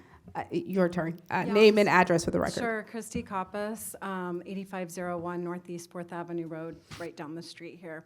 Just want to make a couple quick comments. First of all, I work for a multinational company. I understand what it is to seek that balance between business, development, and also doing things in the right way to preserve sustainability. And I'm a responsible sourcing director, so I'm very passionate about this stuff. So again, just want to acknowledge, I don't think this, reel it back in, right? I don't know that this is a pro-development versus anti-development discussion, but more than anything else, I think, as some folks have pointed out here, we live right here on this strip. We moved here with a family, like you said, we came here because we thought it was special. I've lived in a condo in Miami for over 20 years. I'm from Kansas, I'm from the Midwest. I thought that this was like a little taste, right, of like what that could be to raise my family and an oasis. And so we're already being semi-affected. Like, I get it. Like, there's going to be gives and takes. And so when you talk about the skate park and, the desire to have restaurants, I agree with all that, right? I think from where I sit and my family is, we've seen, again, the light, considering how high these buildings can go, our little oasis, and it's maybe just us today, right? We're already affected. And as that moves this way, it becomes a completely different experience. Now, that's not impacting all of El Portal, but I think we have to consider, right? Like, how do we find that happy medium? And for me, it would be even like, can we have a compromise of like, does it have to be 8? Can we consider, those, even from between 8 and 6? Like, those things matter and they affect, right? Like, those of us who live right here already. So that's kind of where I'm coming from, right? It's just, again, I understand what it is for the developers. You have to do your job. We want, things to be, like you said, high class. We want this to be a place where we have, right, the mix, right, between commercialization and then our oasis. But I just want to mention, like, as those precedents are set, we're already being affected. Those of us who want to be here with a family. So I just wanted to address that. And I have a question for you.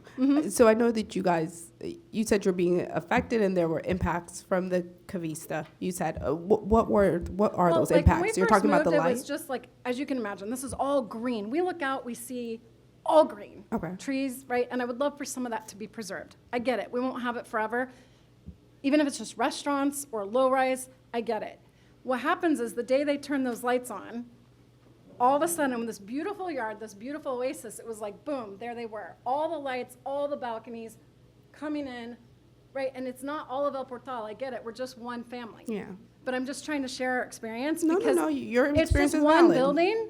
But now we're imagining, wow, like as the rest develops, the value of our property completely changes. So you're talking about the disturbance in the sight line? Yeah, I mean, yeah. So more than anything, right? Like that height, the light. I'm sure the noise will come, but you know what I mean? Like there are limits. So I think if we can just consider the height, there's an impact there, right? There's less of an impact the lower, the higher, more of an impact.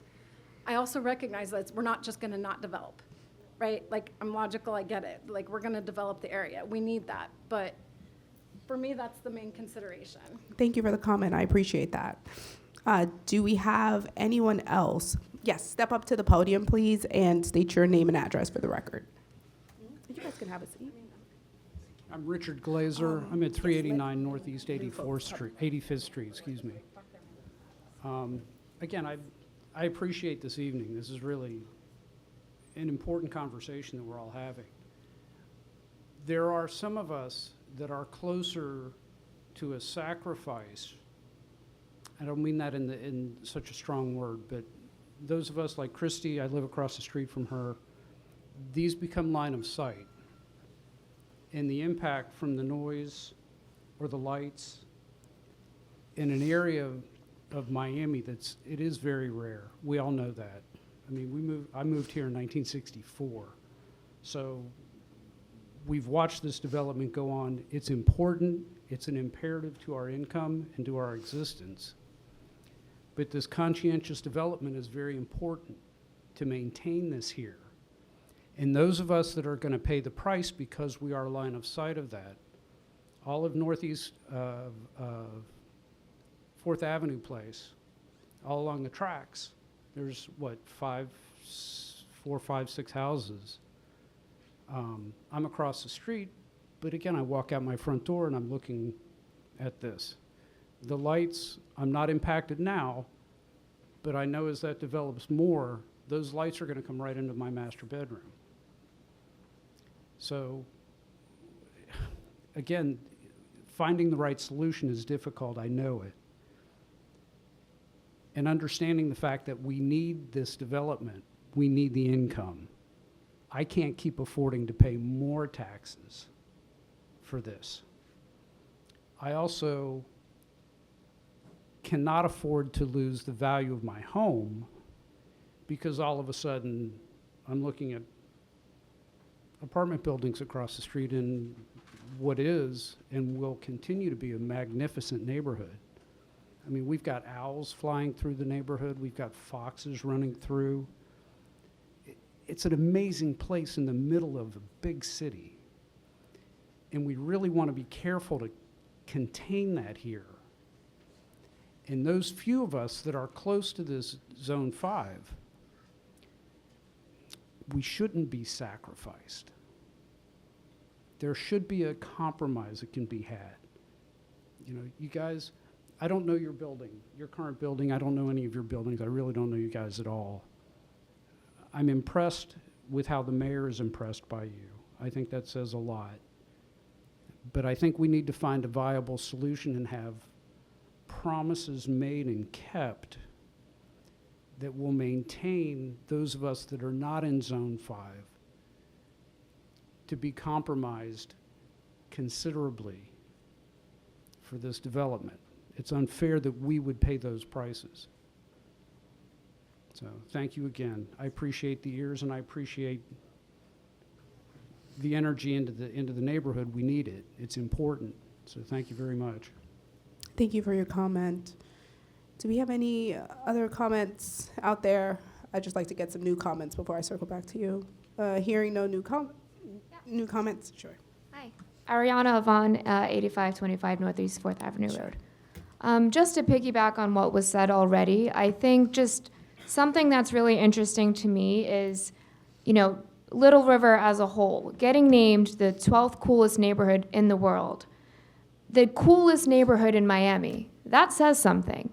And I think just my question is how do we, you know, with the lack of commercial space in this development, how do we ensure there is space for small businesses, cafes, artisans, or whoever that really would bring more of that cool factor to the neighborhood? Like, how are we affording them space? And also the lack of community space, I think. There's no community green space or anything in this project that I've come across, and so that's a question. Mr. Mayor, any thoughts on that? All right, so as far as what you're saying, community green space, I think that this is kind of what I think to be honest about Z5, which Z5 is Zone Z5 for a particular reason. And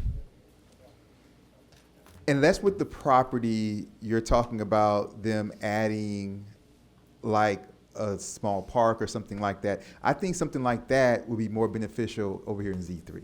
I just don't see people crossing the railroad just to go to something over there when we could put, you know, something over here in Z3, whether it's even on the other side of Northeast 2nd Avenue, maybe that property that we tried to look into and been trying to look into on the corner right there on 86th Street and Northeast 2nd Avenue, the one that's on sale on the west side of Northeast 2nd Avenue. We were told fibs by the realtor that was in charge of that. We were actually about to move on it at one point in time, but we're told false information, things like that. But I think something with what you're talking about would be way more beneficial in Z3. I just don't think people would go up here, cross the tracks. Now, maybe once the trailer park is developed with like a development, and then there could be some type of like thing where right as soon as you cross the track, then there's an entrance, like a back entrance, because real quick, Madam Chair, because really quick, when the individuals the developers that have come in to have meetings with myself and the manager about the trailer park, Madam Manager, we always fight, which they agree to. They always say, they all come in gung-ho. As a matter of fact, I remember we had one meeting with a development group out of Argentina, and that was the day after Christmas. The day after Christmas, we had a meeting with them. Like a 2-hour meeting with them the day after Christmas. That's how dedicated we are to the village. We had a 2-hour meeting with them, and we always tell them the same thing. As soon as these developers come in, we say, this is what we're looking for, because they all come in, they mention the Live Local Act and stuff like that. And what we say is, look, and this is all about compromise and finding that balance, right, Ms. Krause? But what we say to them is, look, we understand, but this is our vision, and this is how we're looking at it. When you're on Biscayne, Madam Manager, you can have your density. You can have your height. You can have what you want. But this is how we're doing it. As you come towards these train tracks, you lower the density. And we always tell them, right across, and they always agree, right across from your homes, there will be a green space buffer with a walk path, then another green space buffer, and then their first level will be either single family homes or townhomes. And it will go towards Biscayne from there, and they can have their height and they can have their density. So what you're talking about would be perfect if that was developed, and you can come across, and there's a green space buffer and a walkway, and that kind of leads around, another green space buffer. But what you're talking about, I think, would be much better over in a Z3. And we really have, as Chairperson Martin said, the environment. Like, we love this place. We all live here, you guys, right? Thank you so much for the comment. I think you're closing us out. Yeah. And if you could limit it to 3 minutes. Sure. Thank you. So real quick, just on what you had mentioned there, yeah, I think that, if that is the plan, to put like a walkway and everything like that, then I think a green space on that river would be amazing there. In addition to the fact that it's like one of the main criteria for the public benefits program that kind of could be a natural kind of thing there, so that's the first thing. The other thing, just, no matter how high this building is, I just want to mention, I have spoken to some people about hurricane stuff. That river, gets up to, like, in a flood situation, gets up to 7 feet. So obviously residences on the first floor might be an issue, unless, an evacuation and potential liability with hurricane and everything like that. So just wanted to mention that. The other thing I want to mention is the whole aspect of what we're talking about with, what we're looking for as a benefit to the El Portal residents. I think one of the main things being requested here is a variance so that, residential could be the main component here with a very, very small aspect of commercial, and I don't really think that is aligned with what everybody is talking about with Colonel who got up and everything like that. We're talking about, an area where we could go and visit restaurants and shops and commercial. This is just a 8-story residential building, so it doesn't really achieve that to I think the extent that we're looking for, and it is, as they pointed out, so close to residential, hence why maybe it should be not as high, since that is the main concerns of the residences that are close by. But I just want to bring this back to the actual beginning of that, which I don't think we got an answer for. I don't know if there is an answer for, but the actual code aspect of this, that if Live Local does not apply here, which I don't know has been determined yet, but it does not, from a lot of research that I've done, seem like it would, then the code, the current code says it can only be 4 stories, and if it's within 250 feet, and also that, you know, the environmental aspects, pedestrian access, natural vegetation, 15% of the lot, et cetera. So that's actually like the main thing that I hoped to get a response to. Well, let me just say this, Madam Chair, if I may. Sure. And I'll wrap it up really, really quickly. Let me just say, as far as those things that you're talking about, like I said, we've been working on this for about 8 months. Mr. Attorney Fernandez, we've been in those meetings with our attorney. He's spoken to our attorney on numerous, how many occasions are we going back and forth? And we've addressed every single thing, from Live Local Act to code to everything. You heard Ms. Hammonds and, like, you know, how she broke it down, how she recommended. If those things that you're saying, Live Local Act and all those things, if those things were correct, then you have a bunch of professionals that you're much more experienced than, and you should have their jobs. We went over all of this, and with the information that we got, with the truthfulness and you know, everything that we went through, we addressed all of these things, and we came out with the best scenario. Sure, I did also, as I mentioned, speak to an attorney about it who specializes in Live Local and everything, and they advised me that it has nothing, you know, there's no,